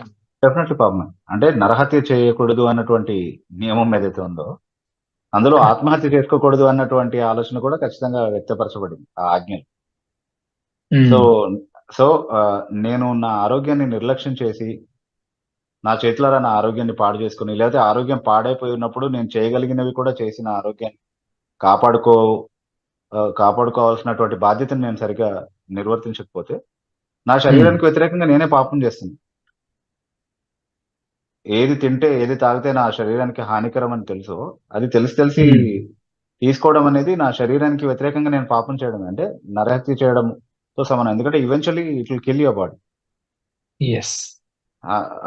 అంటే రాను నీ ఆరోగ్యం క్షీణిస్తుంది, అది మరణం వైపుకి నేను నడిపిస్తుంది. కాబట్టి కావాలని చేతులారా నిన్ను నువ్వు చంపుకోవడమే అవుతుంది. అనారోగ్య పరిస్థితిలో ఇలా చేస్తే ఇది సరైన చికిత్స, ఇలా చేస్తే ఇది సరైనటువంటి మందు, కాబట్టి దీన్ని నేను తీసుకోవాలి అని తెలిసి కూడా ఉద్దేశపూర్వకంగా దాన్ని విసర్జించడం అనేది ఆత్మహత్యతో సమానం. కాబట్టి డెఫినెట్లీ మన ఆరోగ్యాన్ని కాపాడుకోవాల్సినటువంటి బాధ్యత వాక్యం మనకు నేర్పిస్తా ఉంది. దాన్ని నిర్లక్ష్యం చేయకుండా జాగ్రత్త పడాలి. తర్వాత అభిషేక్ సి అని అడిగినటువంటి ప్రశ్న, dear brother, a so-called apostle from Kerala has prophesied tsunamis and earthquakes in 2024, and this event coincided with the present earthquakes and tsunamis in Japan. How do we understand this? Brother, కేరళలోని ఒక అపోస్తలుడుగా పిలువబడేటువంటి వ్యక్తి tsunami మీద 2024లో సునామీలు భూకంపాలు వస్తాయని చెప్పి ప్రవచించాడు. ఇప్పుడు Japan లో వస్తున్నటువంటి సునామీలు భూకంపాలన్నీ అన్నిటినీ అతని ప్రవచనాలతో ముడిపెట్టి చూస్తున్నారు. దీన్ని ఎలా అర్థం చేసుకోవాలి? అది ప్రశ్న. అంటే యాక్చువల్లీ ప్రవచనాలు చెప్పే వాళ్ళందరూ కూడా పెద్ద పెద్ద విషయాలు ఏవైతే కెలామిటీస్ ఏవైతే ఉంటాయో అవి ప్రతి సంవత్సరము ఎవరో ఒకళ్ళు ఈ సంవత్సరం ఇది జరుగుతుందని చెప్తారు. కొన్ని మంచి విషయాలు కూడా చెప్తా ఉంటారు. కొన్ని సంవత్సరాల్లో అవి తగులుతూ ఉంటాయి, కొన్ని సంవత్సరాల్లో తగలవు, అంతే రాళ్ళలా విసురుతూ ఉంటారు. ఓకే, సో అది అలా కోయిన్సైడ్ అయినంత మాత్రాన మనం దాన్ని తీసుకోలేము. బేసికలీ అంటే మన ఫండమెంటల్ క్వశ్చన్ ఏంటి అని అంటే, దేవుడు ఈ రోజు అలా ప్రత్యక్షపరుస్తున్నాడా, అలా మాట్లాడుతున్నాడా లేదా అన్నది అసలు ప్రశ్న. ఓకే, సో ఇప్పుడు అంటే అన్య మతాల్లో కూడా ఇప్పుడు వేణుస్వామి లాంటి వాళ్ళ దగ్గరికి ఎందుకు వెళ్తున్నారు జనాలు? ఎందుకంటే ఆయన చెప్పిన చాలా సంఘటనలు కోయిన్సైడ్ అయి ఉండొచ్చు వాళ్ళ లైఫ్ లో. సో అంటే చాలా బ్రాడ్ గా కొన్ని విషయాల్ని వాళ్ళు ప్రొఫెటిక్ టోన్ లో మాట్లాడినప్పుడు అలాంటివి ఏమైనా నిజంగా కోయిన్సైడ్ అవుతే కనుక వాళ్ళు నిజంగా ప్రవక్తలే అని అనుకునే ప్రమాదం ఉంది. జరగకపోతే కొన్ని రోజులు హడావిడి చేస్తారు దాని గురించి, తర్వాత మర్చిపోతారు. మళ్ళీ వాళ్ళు ఏదైనా ప్రవచనం చెప్తే మళ్ళీ వాళ్ళ దగ్గరికి వెళ్ళిపోతారు. Okay, but the primary question is, దేవుడు ఆ విధానంలో మాట్లాడుతున్నాడా లేదా, మాట్లాడుతున్నాడని చెప్పడానికి ఆధారం ఉందా? అంటే ఈ రోజు ఇంకా అపోస్టలిక్ మినిస్ట్రీ అనేది ఉందా, ప్రొఫెటిక్ మినిస్ట్రీ అనేది ఉందా? ఈ విధంగా అంటే భవిష్యత్తును ప్రవచించేటటువంటి ఆ ప్రవచనాత్మకమైనటువంటి వరం ఏదైతే ఉండిందో అది ఈ రోజు ఇంకా సంఘంలో ఉందా లేదా, దాని గురించి వాక్యం ఏం బోధిస్తుంది అనేది మనం పరిగణలోకి తీసుకోవాలి తప్ప ఎవరో చెప్పింది ఏదో కోయిన్సైడ్ అయిపోయినంత మాత్రాన we need not take that into consideration. తర్వాత ఈ అపోస్తలుడు అని ఎవరైతే చెప్పుకుంటున్నారో ఆయన మిగతా బోధలు కూడా పరిశీలించండి ఖచ్చితంగా. ఈ లైన్ ఆఫ్ థాట్ లో ఉన్నటువంటి వాళ్ళు థియోలాజికల్ ఎప్పుడు ఆఫ్ ద మార్క్ ఉంటారు, తప్పు బోధలే చేసేటటువంటి వాళ్ళు ఇలాంటి చెప్తా ఉంటారు కూడా. డెఫినెట్లీ మీరు ఆయన బోధలో you will be able to find health, wealth, prosperity gospel అయినా ఉంటుంది, లేకపోతే ఎక్కడైనా చేసినటువంటి ప్రాసెస్ కరిస్మాటిక్ ఎలిమెంట్స్ డెఫినెట్లీ ఉంటాయి. So you have to be very cautious about especially those who claim to be apostles and prophets. Brother, అంటే ఇందాక coincide అవ్వడం గురించి ప్రశ్న ఇది. అంటే ఇక్కడ న్యాచురల్ కెలామిటీస్ కి సంబంధించినవి పెద్ద పెద్దవి కాబట్టి ప్రపంచంలో ఎక్కడో చోట జరుగుతాయని చెప్పొచ్చు. కానీ కొన్నిసార్లు ఇప్పుడు ఫోన్ నెంబర్లు, పేర్లు, అకౌంట్ నెంబర్లు కూడా చెప్పగలుగుతున్నారు కదా, మరి అది సాతాను కూడా అవన్నీ భవిష్యత్తులో ఏం జరుగుతాయో తెలియదు కదా వాడికి కూడా. చాలా అక్యురేట్ గా చాలా సార్లు చెప్తున్నట్టుగా అనిపిస్తుంటది కదా ప్రభుత్వం. మరి phone number phone numbers, account numbers భవిష్యత్తు కాదు కదా. అది భవిష్యత్తు కాదు. అంటే మీరు అది చెప్పి భవిష్యత్తు తెలియదు కదా అంటున్నారు. అది కరెంట్లీ ఉన్న విషయమే కదా. కరెంట్లీ ఉన్న నంబర్ సాతానికి తెలుసా? నీ ఫోన్ నంబర్ సాతానికి తెలుసా అంటే తెలుసు. అది చూపించవచ్చు. కానీ సాతానుతో కూడా పని లేదు అక్కడ. ఆల్రెడీ అంత సెట్టింగ్ జరిగి ఉంటుంది అవి చెప్తున్న వాళ్ళ ముందే ఆ వివరాలు వాస్తవం అయ్యే అవకాశం అసలు లేదంటారు. అట్లా ఏం లేదు. అకౌంట్ నెంబర్ అవన్నీ తెలిసి నీ అకౌంట్ లో దేవుడు ఇన్ని డబ్బులు వేస్తున్నాడు అంటే వాడి దుకాణం ఎందుకు పెట్టుకున్నాడు ఆ దొంగ బోధకుడు? అతనే వేయించుకునేవాడు కదా అతని అకౌంట్ లో డబ్బులు. అంటే అతనేమో మనం ఇచ్చే కానుకల పైన బతుకుతాడు, మనకు మాత్రం దేవుడు మన అకౌంట్ లో డబ్బులు వేస్తాడు డైరెక్ట్ గా. అర్థం కాలేదు ఈ క్వశ్చన్ ఏంటో.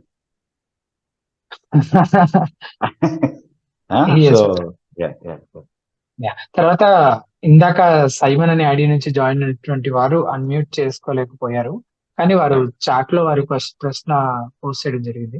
ప్రకటనలు 2వ అధ్యాయం 4-5 వచనాల ప్రకారము ఒక సంఘము రక్షణ కోల్పోయే అవకాశము ఉంటుందా?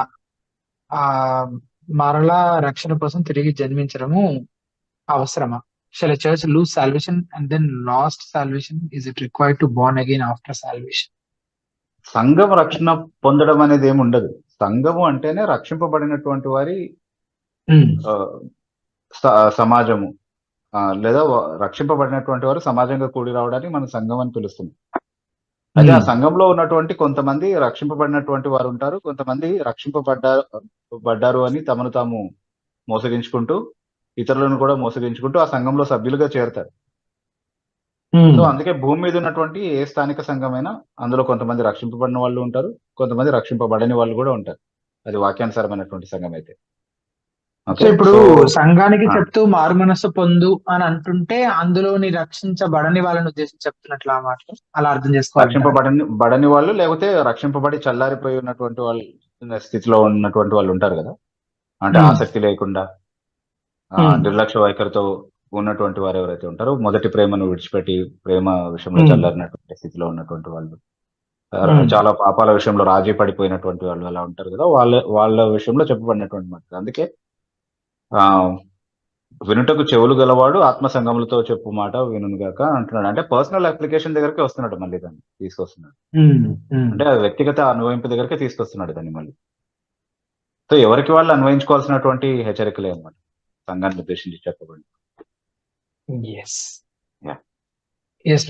తర్వాత లైవ్ చాట్ లో నుంచి మరో ప్రశ్న, యశ్వతేజ అని అడిగినటువంటి ప్రశ్న. Sir, how must believer deal with depression? కృంగిపోవడము, డిప్రెషన్ అనే దాంతో ఒక విశ్వాసం ఎట్లా వ్యవహరించాలి ఆ విషయంలో అనేది ప్రశ్న. అంటే డిస్కంటెంట్మెంట్ నుంచి వచ్చేటటువంటి డిప్రెషన్ ఒకటి ఉంటుంది. అంటే డిస్కంటెంట్మెంట్ అన్నప్పుడు అసంతృప్తి వల్ల, లేకపోతే దేవుడిచ్చిన వాటితో సంతృప్తి పడకుండా ఉండేటటువంటి స్థితి ఏదైతే ఉందో దాని నుండి కలిగేటటువంటి డిప్రెషన్ అనేది ఒకటి ఉంది. దానికి చాలా స్పష్టంగా మనము అంటే నిజంగా మారుమనసు పొందినటువంటి ఒక వ్యక్తి తన ఆనందం అంతా కూడా దేవునిలోనే ఉంది అన్నటువంటి విషయాన్ని నమ్ముతాడు కాదు. తను ఉన్నటువంటి నిజమైనటువంటి రక్షణకరమైనటువంటి స్థితిని బట్టి ఎప్పుడు దేవునిలో ఆనందిస్తాడు. యేసుక్రీస్తు ప్రభువులో ఉన్నటువంటి గొప్పతనాన్ని నిజమైనటువంటి ఐశ్వర్యంగా భావిస్తాడు. కాబట్టి లోకానుసారంగా అతను ఎన్ని నష్టాలు ఎదుర్కొంటున్నప్పటికీ, ఎన్ని కష్టాలు ఎదుర్కొంటున్నప్పటికీ దాన్నే తన ధైర్యంగా చూసుకుంటాడు. ఈ లోకంలో ఏదో సమకూర్చుకోవాలి, ఏదో సాధించాలి, ఏదో చేయాలి అన్నటువంటి ఎక్స్పెక్టేషన్స్ తో బతికేటటువంటి వాళ్ళకి నిరుత్సాహం అనేది ఎక్కువగా ఎదురవుతూ ఉంటుంది. అంటే అంబిషన్ లెస్ గా ఏమీ చేయకుండా, కష్టపడకుండా, మనం ఏమీ అచీవ్ చేయకుండా బ్రతకాలని నేను చెప్పట్లేదు, లేఖనాలు కూడా అలా చెప్పట్లేదు. కానీ అవన్నీ కూడా దేవుని చిత్త పరిధిలోనే మనకు అనుమతించబడతాయి. కాబట్టి మనము కష్టపడిన తర్వాత ఫలితం అనేది దేవుడు ఇచ్చే దానిపైన ఆధారపడి ఉంటుంది. ఆయన ఏమి ఇచ్చినా దాన్ని మనం సంతోషంతో అంగీకరించాలి. ఆయన ఇచ్చినా ఇవ్వకపోయినా ఒకే విధంగా మనం దేవునిలో ఆనందించే వారిగా ఉండాలి అన్నటువంటి వైఖరి క్రైస్తవులు కోల్పోవడం కారణంగా వాళ్ళు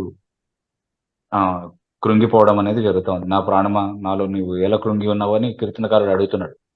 సో మనల్ని మనం ఆ ప్రశ్న అడగడం చాలా మంచిది. ఎందుకంటే చాలా సార్లు మనకు తెలిసి ఉంటుంది దానికి సంబంధం. ఆ కృంగుదలకు మనకే కారణం తెలిసి ఉంటుంది చాలా సార్లు. What is it that really troubling me అని దాన్ని అంటే మనతో మనమే మాట్లాడుకోవడం, దాన్ని సరి చేసుకోవడం, ఎక్కడ మనము అలాంటి కృంగుదలకు అవకాశం ఇచ్చామో దాని విషయంలో మనల్ని మనం సరి చేసుకోవడం అనేది ఖచ్చితంగా చేసుకోవాలి. ఎందుకంటే బీ యాంగ్షియస్ ఫర్ నథింగ్ అంటున్నాడు. అంటే దేని విషయంలోనూ మనము చింతపడే వారిగా ఉండకూడదు అన్నటువంటి మాట బైబిల్ చెప్తా ఉంది. చింతించడం కూడా అంటే ఉద్దేశపూర్వకంగా ఇలా దేవుని పైన ఆధారపడకుండా, దేవునిలో ఆనందించకుండా ప్రతి విషయంలో చింతించడం అనేది దేవుని ఆజ్ఞ ఉల్లంఘన అవుతుంది. ఎల్లప్పుడూ ప్రభునందు ఆనందించాలని మనకు చెప్పబడింది. దేని విషయంలోనూ చింతపడకుండా మన చింత యావత్తు ఆయన పైన మోపమని బైబిల్ మనకు నేర్పిస్తా ఉంది. కాబట్టి అలా చేయగలిగేటటువంటి కృపా సాధనాలు బైబిల్ మనకు నేర్పించింది. అంటే ఆయన వాగ్దానాల పైన ఆధారపడడం, ప్రార్థన ద్వారా ఆయన ఎదుట మన సమస్యలన్నీ కూడా ఆయనకు అప్పచెప్పడం అనేది మనం చేయకుండా ఆ భారాన్ని మనమే మోస్తూ మనమే కృంగిపోవడం అనేది చాలా సార్లు మనకు ఉన్నటువంటి డిప్రెషన్స్ కి కారణమై ఉంది. We should always walk by this scriptural principle to not be anxious, to always rejoice in the Lord despite all our circumstances. అది చేయడం ఫెయిలియర్ అయినప్పుడు. But there are other things. అంటే ఇలాంటి వాటితో నిమిత్తం లేకుండానే డిప్రెషన్ అనేది there is a psychological disorder also. Depression అనేటటువంటి ఒక సైకలాజికల్ డిజార్డర్ ఉంటుంది. అన్నీ బాగానే ఉంటాయి, అందరూ ఉంటారు, అన్నీ ఉంటాయి, అన్ని సమృద్ధిగానే ఉంటాయి, అయినప్పటికీ ఎందుకో డిప్రెషన్ ఉంటుంది అనమాట. That is a psychological disorder. అది మెడికల్ గా మాత్రమే అడ్రస్ చేయడం వీలవుతుంది. సో నేను చెప్పినటువంటి ఈ పరిస్థితుల్ని బట్టి వచ్చేటటువంటి డిప్రెషన్ కాకుండా ఊరికనే మనం ఎక్స్ప్లెయిన్ చేయలేనటువంటి కారణాలని బట్టి ఒక వ్యక్తి డిప్రెషన్ ఎదుర్కొంటున్నాడు అంటే ఇట్ ఈస్ సైకలాజికల్ డిసార్డర్. దానికి ఖచ్చితంగా సైకాట్రిక్ ఇంటర్వెన్షన్ అవసరం ఉంది. తర్వాత త్రినాథ్ కే అని అడిగినటువంటి ప్రశ్న, యోబు గ్రంథం 1వ అధ్యాయం 20-21 వచనాలు. యోబు, నేను నా తల్లి గర్భంలో నుండి దిగంబరిని వస్తే దిగంబరిని అక్కడికి వెళ్ళేదను అని అంటాడు. ప్రశ్న, ఈ వాక్యము మనిషి పునర్జన్మను సూచిస్తున్నదా? అది ప్రశ్న. లేదు, అది పునర్జన్మను సూచించట్లేదు. అంటే దిగంబరిగా వచ్చాను, దిగంబరిగానే వెళ్తాను అని చెప్పేటటువంటి ఒక వే ఆఫ్ స్పీకింగ్ అంతే. అది అంటే ఏమి తీసుకురాకుండా వచ్చాను, ఏమి తీసుకొని పోను. అంటే ఇప్పుడు దావీదు కూడా తన కుమారుడు అదే చిన్న బిడ్డ చనిపోయినప్పుడు అదే మాట అంటాడు కదా, అతను నా దగ్గరికి రాడు కానీ నేనే అతని దగ్గరికి వెళ్తాను అని. అంటే ఈ రావడం పోవడం అనేది పుట్టుక మరణం గురించి కామన్ గా వాడినటువంటి మాట తప్ప, నేనే అచ్చటికి వెళ్తాను అంటే తిరిగి తన తల్లి గర్భంలోనికి వెళ్తాడను, లేకపోతే ఇంకేదన్నా గర్భం ద్వారా మళ్ళీ పుడతాడను చెప్పడం కోసం కాదు. Definitely no. అంటే అది బైబిల్ నెగెక్ట్ చేసేటటువంటి ఒక ఐడియా కాబట్టి ప్లెయిన్ టీచింగ్ లో అది దాని భావం అయి ఉండే అవకాశం లేదు. తర్వాత శాలేమని అడిగినటువంటి ప్రశ్న, దేవుడు అవిశ్వాసులను శిక్షించడా? ఒకవేళ శిక్షిస్తే అది ఎప్పుడు? భూమి మీదనా లేదా చనిపోయాక నరకంలోనేనా? అది ప్రశ్న. అంటే భూమి మీద కూడా శిక్షించగలడు. అవిశ్వాసులుగానే మిగిలిపోతే నరకంలో ఎలాగో శిక్ష తప్పదు వాళ్ళకి. కొందరిని భూమి మీద కూడా శిక్షిస్తాడు. ఆయన సార్వభౌమ అధికారానికి సంబంధించినటువంటి విషయం. కొందరు ఈ భూమి మీద మంచి జీవితాన్ని జీవించి చనిపోతారు. వాళ్ళకి సుఖంగా ఏ కొదువ లేకుండా దీర్ఘాయుష్మంతులుగా అన్ని అనుభవిస్తూ అదే పాపపు భోగాల్ని ఇంకా అనుభవిస్తూ చనిపోయేటటువంటి వాళ్ళు చాలా మంది ఉంటారు. వాళ్ళకి ఏం కావట్లేదు అని అనుకుంటాం మనం. కానీ డెఫినెట్లీ అల్టిమేట్లీ శిక్ష అనేది దేవుడు నరకంలో వేసేటటువంటి శిక్ష. భూమి మీద కూడా కొంతమంది విషయంలో ఆయన ఇక్కడే ఆ శిక్ష ప్రారంభించడం అనేది కూడా జరుగుతుంది. But it happens differently with different people. తర్వాత డెజర్ట్ రోజ్ అని అడిగించేటువంటి ప్రశ్న, who started Christmas, Constantine or Catholic church? Can you please share with us if you know any facts on the origins of Christmas? Christmas అసలు ఎవరు ప్రారంభించారు? Constantine చక్రవర్తి లేదంటే Catholic సంఘమా, Catholic చర్చా? దీని పుట్టు పూర్వోత్తరాలకు సంబంధించిన ఫ్యాక్ట్స్ ఏమైనా మీకు తెలిస్తే వాటిని షేర్ చేయగలని రిక్వెస్ట్ చేస్తాను. యా Yes, అంటే please. యాక్చువల్లీ ఈ 25th డిసెంబర్ అన్నటువంటి డేట్ ఏదైతే ఉందో, ఆ సెలబ్రేషన్, దాని చుట్టూ ఉన్నటువంటి ఆ సెలబ్రేషన్ ఏదైతే ఉందో, అది వింటర్ సాల్స్టిస్, పర్టికులర్ గా సోలెన్ విక్టస్ అనేటటువంటి పండుగని క్రైస్తవీకరణ చేసినటువంటి ఒక పండుగ. అది రోమన్ క్యాథలిక్ సంఘం చేసింది, లేదా కాన్స్టంటైన్ చేశాడు. అంటే 336 AD లో కూడా first time, that may be the first Christmas that we have on record at least. అంటే ఆ డేట్ ని ఒక పండుగగా సెలబ్రేట్ చేసినటువంటి, యూనివర్సల్ గా చర్చ్ సెలబ్రేట్ చేయాలన్నటువంటి ఇంపోజిషన్ తో ఒక సెలబ్రేషన్ స్టార్ట్ అవడం అనేది 336 AD లో మనం చూస్తున్నాం. అప్పుడు కాన్స్టంటైన్ చక్రవర్తి అధికారంలో ఉన్నటువంటి సమయం. సో మోస్ట్లీ అది కాన్స్టంటైన్ కాలం నుండే ప్రారంభమై ఉండాలి. అయితే దీనికి సంబంధించిన కొన్ని వివరాలు ఏమైనా తెలిస్తే చెప్పమన్నారు కాబట్టి, చాలా మంది ఏమంటుంటారంటే, ఇప్పుడు 274 AD లో ఒరెలియన్ అనేటటువంటి చక్రవర్తి కాలంలోనే సోలెన్ విక్టస్ అనేటటువంటి పండుగ అమల్లోకి వచ్చింది. కాబట్టి అంటే అది దానికంటే ముందే చాలా మంది క్రైస్తవులు చాలా డేట్స్ ప్రపోజ్ చేశారు. యేసుక్రీస్తు ప్రభు పలానా రోజు పుట్టుండొచ్చు అన్నటువంటి ఊహాగానాలు చాలా మంది వ్యక్తపరిచారు. అది దాదాపుగా మన క్యాలెండర్ లో ఉన్నటువంటి ప్రతి నెలలో ఏదో ఒక డేట్ ని ప్రపోజ్ చేసినటువంటి వాళ్ళు ఉన్నారు. సో మనకి యాజ్ ఎర్లీ యాజ్ క్లెమెంట్ అనే చర్చ్ ఫాదర్, అప్పటి వరకు ఉన్నటువంటి, అంటే క్లెమెంట్ అంటే 1st century, క్లెమెంట్ అంటే towards the end of the 1st century లో ఉన్నటువంటి చర్చ్ ఫాదర్. సో ఆయన తన లెటర్స్ లో ఈ క్రైస్తవులు ప్రపోజ్ చేసినటువంటి వేరియస్ డేట్స్ ని మెన్షన్ చేసి వాటిని క్రిటిసైజ్ చేసినట్టుగా ఆధారాలు ఉన్నాయన్నమాట. అంటే సూపర్స్టిషియస్ గా వీళ్ళు డేట్స్ ప్రపోజ్ చేస్తున్నారు యేసుక్రీస్తు ప్రభు యొక్క పుట్టుకకి అని. అలాగే టర్టులియన్ అనేటువంటి చర్చ్ ఫాదర్ కూడా యేసుక్రీస్తుని ఒక రోమా చక్రవర్తి స్థాయికో లేకపోతే ఏదో ఒక అన్య దేవత స్థాయికో దిగజార్చి ఆయనకు ఒక పుట్టినరోజు కనిపెట్టే ప్రయత్నంలో డేట్లు ప్రపోజ్ చేస్తున్నారని చెప్పి కొన్ని డేట్స్ వాళ్ళు మెన్షన్ చేయడం అనేది జరిగింది. అందులో చాలా ఇంట్రెస్టింగ్ ఫైండింగ్ ఏంటి అంటే, హిపోలిటస్ అనేటటువంటి వ్యక్తి 225 AD లోను ఈ డేట్ ప్రపోజ్ చేశాడు. దానికి అతను కొన్ని రీజన్స్ కూడా తీసుకున్నాడు. అదేమి అన్యుల ఆచారం నుండి తీసుకుంది కాదు, కానీ కొన్ని జూయిష్ సూపర్స్టిషన్స్ ని బేస్ చేసుకుని, అంటే March 25th రోజున దేవుడు భూమిని సృష్టించాడు అన్నటువంటి ఒక నమ్మకం ఉండింది వాళ్ళకి. They had some Jewish superstitions. So March 25th రోజున దేవుడు భూమిని సృష్టించాడని, అదే రోజున యేసుక్రీస్తు ప్రభు కన్సీవ్ అయి ఉండాలి. కాబట్టి అక్కడి నుంచి 9 months 25th December యేసుక్రీస్తు ప్రభు యొక్క పుట్టుక అన్నటువంటి ఒక ప్రపోజల్ అతను చేయడం జరిగింది. ఆ తర్వాత 274 AD లో కదా ఒర్లియన్ ఈ సెలబ్రేషన్ ఆర్డైన్ చేసింది. కాబట్టి ఇది పేగన్ ఫెస్టివల్ ని క్రైస్తవీకరణ చేయడం కాదు, క్రైస్తవులకే వాడుకలో ఉన్నటువంటి ఒక డేట్ ని పేగన్స్ తీసుకున్నారు అన్నటువంటిది ఒకటి చెప్తూ ఉంటారు. కానీ మనం గుర్తించాల్సిన ఒక విషయం ఏంటి అని అంటే, ఈ 225 AD లో హిపోలిటస్ రాసినటువంటి మాటల్లో పర్టికులర్ గా 25th December అనే కన్క్లూషన్ వచ్చేటటువంటి మాటలు బ్రాకెట్స్ లో కనబడతాయి మీకు ఎప్పుడు కూడా. అంటే it could have been an interpolation అని సజెస్ట్ చేయడానికి, అది తర్వాత ఎవరో చేర్చినటువంటి మాటలు అయి ఉండొచ్చు అనేది ఒక ఆర్గ్యుమెంట్. అది మాత్రమే కాకుండా ఈ హిపోలిటస్ ఒకవేళ ప్రపోజ్ చేస్తుంటే కూడా నిజంగా ఆ డేట్, దాన్ని ఒక సెలబ్రేషన్ గానో దాన్ని ఒక పండుగ దినంగా ఆచరించాలో అన్నటువంటి ఉద్దేశంతో కాదు అతను చెప్పింది. వాళ్ళు వాళ్ళ డిస్కషన్స్ లో యేసుక్రీస్తు ప్రభు యొక్క పుట్టుక ఎప్పుడై ఉండొచ్చు అని డిటర్మిన్ చేసేటటువంటి కుతూహలంతో వాళ్ళు చేసినటువంటి ఫైండింగ్స్, రీసెర్చెస్ అనమాట. వాళ్ళ పరిధిలో వాళ్ళు చేసినటువంటి ప్రయత్నాలు ఆ డేట్ కనుక్కోవడానికి. కానీ ఎవరు కూడా దాన్ని ఒక పండుగ దినంగా ప్రపోజ్ చేసినట్టుగా మనం చూడము. కానీ కాన్స్టంటైన్ టైంలో యేసుక్రీస్తు ప్రభు యొక్క జనన దినం సెలబ్రేట్ చేయాలన్నటువంటి కన్క్లూజన్ కి వచ్చినప్పుడు రోమన్ క్యాథలిక్ చర్చ్ లేకపోతే అతని అధికారం కింద ఉన్నటువంటి సంఘము అలాంటి ఒక కన్క్లూజన్ కి వచ్చినప్పుడు చాలా డేట్స్ ప్రపోజ్ చేశారు కదా. నేను ఇందాక చెప్పినట్టు క్లెమెంట్ కానీ టర్టులియన్ కానీ చాలా డేట్స్ ని మెన్షన్ చేశారు వాళ్ళ రైటింగ్స్ లో. అవన్నిటిని పక్కన పెట్టి 25th December ని మాత్రమే ఎందుకు తీసుకోవడం జరిగింది? 274 లేదా 225 AD లో ఇతను చేసినటువంటి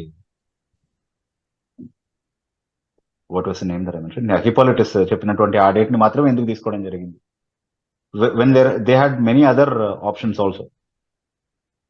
అండ్ వాస్తవానికి స్క్రిప్చురల్ గా క్యాల్కులేట్ చేసినప్పుడు సెప్టెంబర్ నెలతో కోయిన్సైడ్ అయ్యేటటువంటి డేట్స్ ఎక్కువ ప్రాబబుల్ గా యేసుక్రీస్తు ప్రభు పుట్టేటటువంటి అవకాశం ఉన్నట్టుగా తెలిసినప్పటికీ కూడా ఎందుకు ఆ డేట్స్ తీసుకోకుండా 25th డిసెంబర్ నే తీసుకున్నారు. కాబట్టి డెఫినెట్లీ సోల్ ఇన్విక్టస్ అనేటటువంటి పండుగతో కోయిన్సైడ్ అయ్యే విధంగా దాన్ని క్రిస్టియనైజ్ చేసి ఈ పండుగని ప్రవేశపెట్టి ఉండొచ్చు. ఎందుకంటే that was the first celebration and they celebrated it on Sol Invictus అనేది చరిత్రలో ఖచ్చితంగా మనం డిటర్మైన్ చేసుకోవచ్చు. So it definitely had a pagan origin అని ఆర్గ్యూ చేయడానికి తగినటువంటి ఆధారాలు ఉన్నాయి.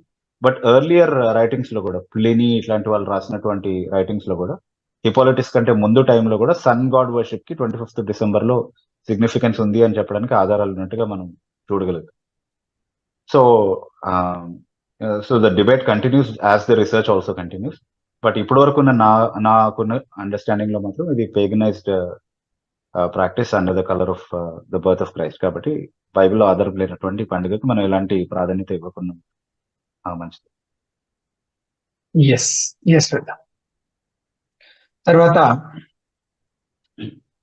రాజ్ కుమార్ నిడవర్తి అని అడిగించేటటువంటి ప్రశ్న, ప్రసంగి గ్రంథం 10వ అధ్యాయం 11వ వచనం, మంత్రపు కట్టు లేక పాము కరిచిన ఎడల మంత్రగాని చేత ఏమీ కాదు, మంత్రపు కట్టు కట్టిన తర్వాత పాము కరిచినా ఏమీ కాదా? మంత్రపు కట్టు అంటే ఏమిటి అసలు? అది ప్రశ్న మీ గారు.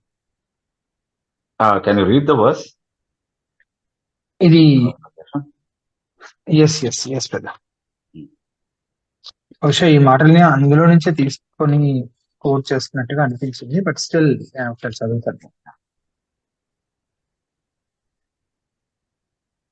ప్రసంగి గ్రంథం అది. Yes, okay. Prasangi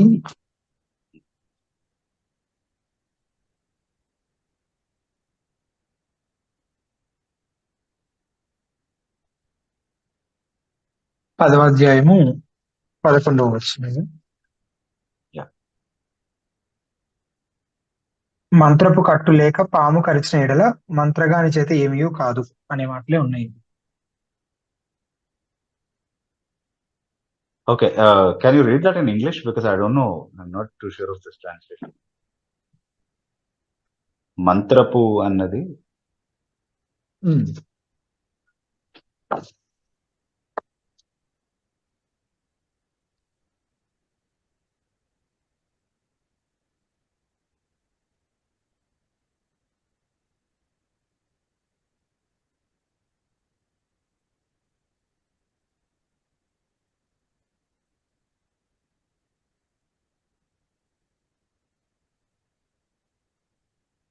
If the serpent bites before being charmed, there is no profit for the charmer. ఇక్కడంతా ఎంటైర్లీ డిఫరెంట్ గా ఉంది. ఆ మంత్రం కట్ట అంటే అదేదో మంత్రించి కట్టిన దానికి లాగా ఎగ్జాక్ట్లీ అట్లాంటి భావం వచ్చింది. కానీ ఇక్కడ something to do with charmer. Exactly, అంటే పాము చేత కాటు వేయబడినటువంటి వ్యక్తికి కట్టు కట్టిన దాని గురించి మాట్లాడుతున్నట్టుగా అనిపించింది పొడుగు రోజు, కానీ దాని గురించి ఏమీ లేదు. Yes, if the serpent bites before being charmed. వాడుక భాష అనువాదంలో ఏమైనా చెక్ చేస్తారా Yashwant? If we have time. Sure. It may give a better rendering.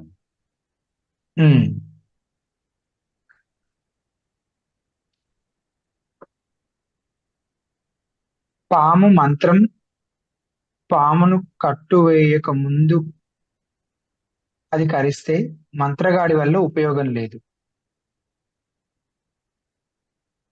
పాము మంత్రం అంటే పాముని వచ్చేసి చామింగ్ ద స్నేక్ అంటే దాన్ని వశపరచుకోవడం, దాన్ని లోపరచుకోవడం.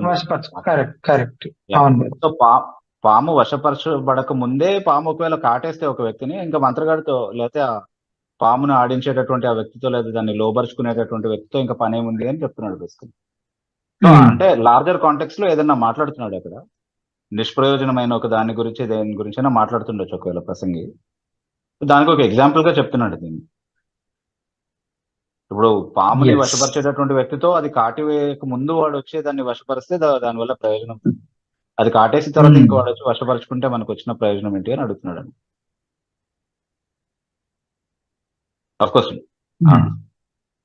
As yes for us yes at least better rendering somewhat మంత్రము అన్నటువంటి కొంతవరకు మాట అంటే చామింగ్ కి మరి ఇంకా బెటర్ ఎక్స్ప్రెషన్ లేదేమో, మరి నాకు తెలియదు తెలుగులో. But that's all it means actually. Yes yes yes Srikanth Reddy అనే నుంచి అడిగినటువంటి ప్రశ్న, without fake certificate there is no job in software field, what is the solution? దొంగ సర్టిఫికెట్లు పెట్టకుండా సాఫ్ట్వేర్ రంగంలో ఉద్యోగం పొందుకోవడం అనేది ఉండదు, మరి దానికి పరిష్కారం ఏంటి? I don't know the solution for that. All I know is మీరు దొంగ సర్టిఫికేట్ పెట్టుకోకూడదు అన్నది వరకు నాకు తెలుసు. కానీ జాబ్ ఆపర్చునిటీస్ కోసం ఆల్టర్నేటివ్స్ ఏమున్నాయి అనేది నాకు తెలియదు. అంటే you should explore what best you can do with the skills you have. కానీ ఫేక్ సర్టిఫికేట్ పెట్టడానికి బైబిల్ అనుమతిస్తుందా, అది ఓకేనా ఈ సిచ్యువేషన్ లో అంటే అది కాదు. అంతవరకు మాత్రం అది కాదు అంటున్నప్పుడు అబ్సల్యూట్ సెన్స్ అస్సలు ఒక్క ఉద్యోగం దొరికే అవకాశమే లేదన్నప్పుడు ఇంకా it is not for Christians అని అనుకోవాలి. ఆ ఫీల్డ్ ఇంకా మనకు సంబంధించింది కాదని అనుకోవాలి. బట్ అది ఫేక్ సర్టిఫికేట్ అని తెలిసి మనం చేస్తుంది అబద్ధం అని తెలిసి కూడా అది చేయొచ్చా అంటే డెఫినెట్లీ చేయకూడదు.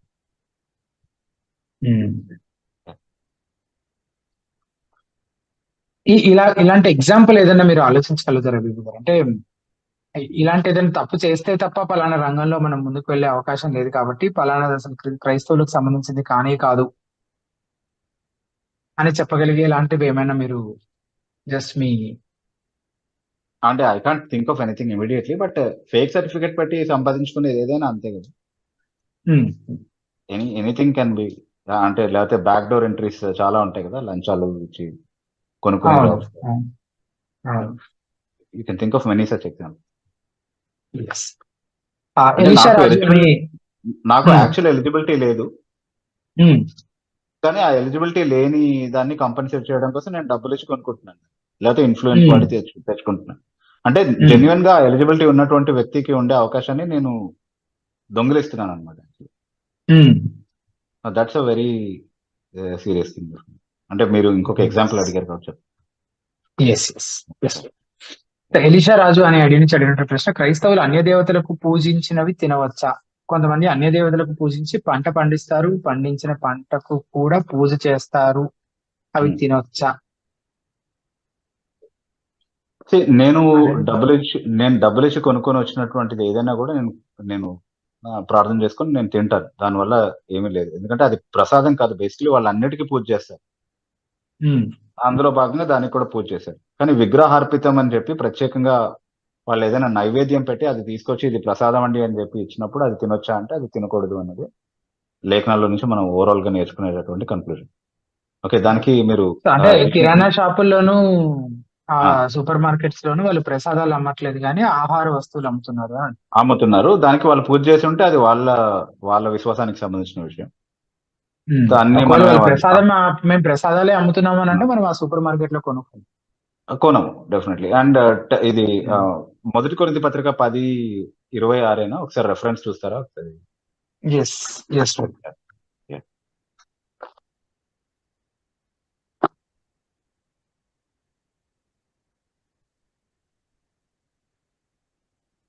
కొరింథీయులకు రాసిన మొదటి పత్రిక 10:26.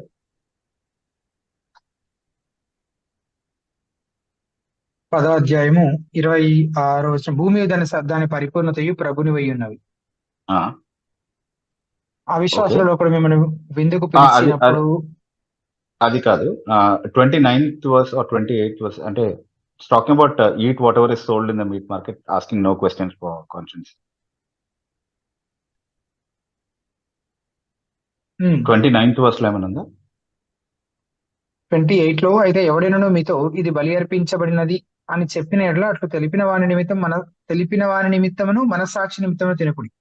మనస్సాక్షి నిమిత్తం అనగా నీ సొంత మనస్సాక్షి నిమిత్తం కాదు, ఎదుటి వాని మనస్సాక్షి నిమిత్తం ఇలాగ చెప్పుచున్నాను. ఓకే, ఆ తర్వాత నేను చెప్పిన వచనం కూడా అక్కడే ఉండాలి. 10th chapter కాంటెక్స్ట్ లోనే verse 25 లో ఏమైనా ఉందా? 24వ వచనం, ఎవడను తన కొరకే కాదు ఎదుటివాని కొరకు మేలు చేసి చూచుకునవలెను, మనస్సాక్షి నిమిత్తం ఏ విచారణ చేయక కటికవాని అంగడిలో అమ్మునదేదో దాన్ని తినవచ్చును. రైట్. అంటే కటికవాని అంగడిలో మాత్రమే కాదు, బేసిక్లీ అంగడిలో అమ్మే ఏదైనా తినొచ్చు కొనుక్కొని. ఏ విచారణ చేయొద్దు. అంటే ఇది ప్రసాదమా, దీనికి పూజ చేశారా మీరు ముందు, ఇది విగ్రహార్పితమా అని మీరేం విచారించి దాన్ని కొనాల్సిన అవసరం లేదు. కొనుక్కొని ప్రార్థన చేసుకొని తినండి అంతే. ఎందుకంటే అది భోజన పదార్థం కాబట్టి తింటున్నారు మీరు.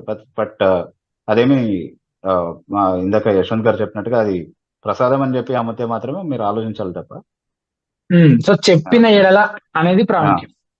చెప్పిన ఎడల అనేది చాలా ప్రాముఖ్యమైనటువంటి విషయం. తర్వాత రాజ్ కుమార్ నిడమర్తి అని అడిగించేటటువంటి మరో ప్రశ్న, ప్రసంగి 6వ అధ్యాయము 16-17 వచనాలు. అధికముగా నీతిమంతులవై ఉండకము, అధికముగా జ్ఞానివి కాకము, అధికముగా దుర్మార్గ పనులు చేయకము, అధికముగా నీతిమంతులుగా చేయకము అనే వరకు వచనం కోట్ చేస్తున్నట్టున్నారు పివి గారు. అధికముగా నీతిమంతులుగా ఉండకూడదా? పాప పుణ్యాలు బ్యాలెన్స్డ్ గా చెయ్యొచ్చా? అంటే ఈ వచనం నుంచి అలాంటి భావము స్ఫురించే అవకాశం ఉన్నట్లుగా కనబడుతుంది. అదే ప్రశ్న. That's a good question. Actually అధికంగా నీతిమంతుడిగా ఉండకూడదు అనేది, అధిక నీతి అనేది ఎప్పుడు కూడా, అంటే బైబిల్లో ఉన్నటువంటి నీతి అంతా కూడా బ్యాలెన్స్డ్ గానే ఉంటుంది. అంటే కొంచెం దుర్మార్గత ఏమీ అనుమతించబడలేదు అందులో. అధిక దుర్మార్గత చేయొద్దు అని అంటే కొంతవరకు దుర్మార్గంగా ఉండొచ్చు అని కాదు దాని అర్థం. సో బైబిల్లో ఆల్రెడీ ఏదైతే నీతి అని గుర్తించబడిందో, బైబిల్లో ఆల్రెడీ ఏదైతే దుర్మార్గం అని నిషేధించబడిందో వాటి పరిధిలో మనం ప్రవర్తిస్తే చాలు. కొత్త నియమాల్ని మనం ఏం కనిపెట్టి ఇంకా అదనపు భారం మన పైన మనం మోయాల్సినటువంటి అవసరం లేదు అన్నటువంటి భావంలో మాత్రమే చెప్పబడింది. దానికి పర్ఫెక్ట్ ఎగ్జాంపుల్ శాస్త్రులు, పరిశీలు ఎప్పుడైనా కూడా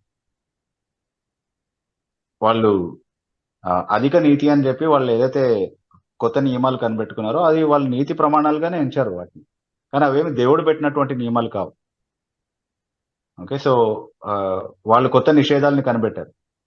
ఆ నిషేధానికి తగినట్టుగా ఎవరన్నా ప్రవర్తించకపోతే అది దుర్మార్గం అని అనుకున్నారు వాళ్ళు. సో మానవ కల్పితమైనటువంటి నీతి ఎప్పుడైనా అదనమైనది, దేవుడు చెప్పిన బ్యాలెన్స్డ్ నీతికి వ్యతిరేకంగా ఉంటది. కాబట్టి ఏది నీతి ఏది దుర్మార్గం అని నిర్ణయించేటటువంటి హక్కు గానీ అధికారం గానీ దేవుడు మన చేతిలో పెట్టలేదు. ఆయన ఏ పరిధిలో జీవించమని చెప్పాడో ఆ పరిధిలో జీవించండి, దానికి మించి అతి చేయొద్దు ఎవరు కూడా అని చెప్తున్నాడు. తర్వాత లైఫ్ స్టైల్ అని అడిగినటువంటి ప్రశ్న, what are the roles and responsibilities of man and women in a family? కుటుంబంలో స్త్రీ పురుషుల బాధ్యతలు, వారి పాత్రలు ఏంటి?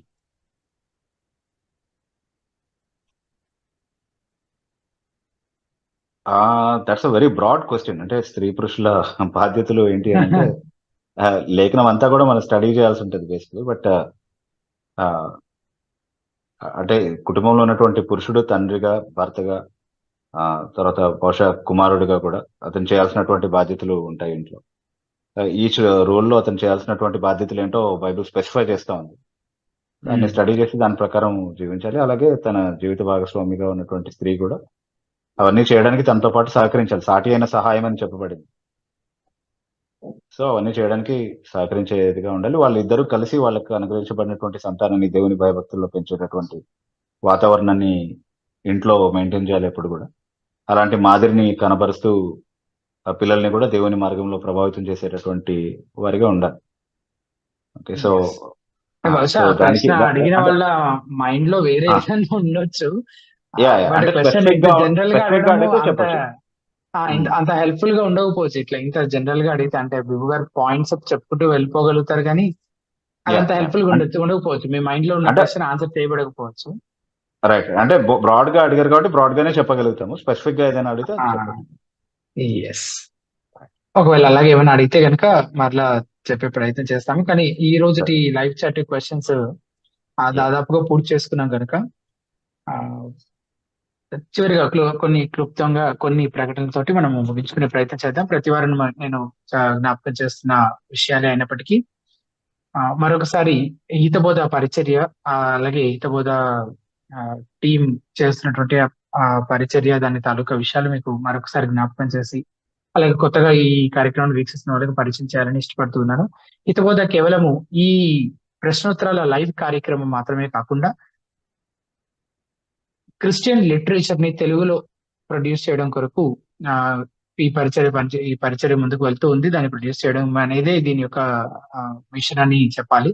సో ఆ రీసోర్సెస్ అన్ని ఉచితంగానే మీకు అందుబాటులో ఉంచడం జరిగింది. వాటిని 3 విధాలుగా మీకు అందుబాటులో ఉంచడం జరిగింది. ఒకటి హితబోధ వెబ్సైట్ ద్వారా. సో మీరు గూగుల్లో హితబోధ అని టైప్ చేస్తే హితబోధ వెబ్సైట్ కనిపిస్తుంది. వీక్షకులంతా దయచేసి హితబోధ వెబ్సైట్ ని ఒకసారి విజిట్ చేయాలని రిక్వెస్ట్ చేస్తున్నాం. అలాగే హితబోధ యాప్ వెబ్సైట్ లో ఉన్న దాదాపుగా చాలా రిసోర్సెస్, చాలా బుక్స్, ఆర్టికల్స్ అవన్నీ యాప్ రూపంలో కూడా అందుబాటులో ఉన్నాయి. సో మీరు ప్లే స్టోర్కి వెళ్ళి హితబోధ అని టైప్ చేస్తే హితబోధ యాప్ కనిపిస్తుంది. దాన్ని ఇన్స్టాల్ చేసుకోవాలని రిక్వెస్ట్ చేస్తున్నాము. అండ్ హితబోధ యూట్యూబ్ ఛానల్, మీరు యూట్యూబ్ సెర్చ్ బాక్స్ లో హితబోధ అని టైప్ చేస్తే హితబోధ యూట్యూబ్ ఛానల్ కనిపిస్తుంది. దాన్ని సబ్స్క్రైబ్ చేసుకొని బెల్ ఐకాన్ ప్రెస్ చేయాలని రిక్వెస్ట్ చేస్తున్నాము. అండ్ ఈ రీసోర్సెస్ గురించి, ఈ కార్యక్రమం గురించి మీకు తెలిసిన క్రైస్తవ మిత్రులకి, పరిచయస్తులందరికీ, మీ సంఘంలోని యవనస్తులకి, తోటి క్రైస్తవులందరికీ కూడా తెలియపరచడం ద్వారా మీరు ఎట్లాగైతే వీటి ద్వారా ఆధ్యాత్మికంగా మేలు పొందే అవకాశం ఉందో అలాగే మీ తోటి వారు కూడా ఆత్మీయ క్షేమాభివృద్ధి పొందుకునే అవకాశం ఉంటుంది. ఆ వంతు మీ వంతుగా మీరు ఈ సహాయం చేయాలని విజ్ఞప్తి చేస్తున్నాము. అలాగే ఈ క్రిస్టియన్ రెస్పాన్స్, క్రైస్తవ స్పందన అనే కార్యక్రమం ప్రతి మంగళవారం సాయంత్రం 8 గంటలకి ప్రసారం చేయబడుతుంది. కాబట్టి వచ్చే మంగళవారం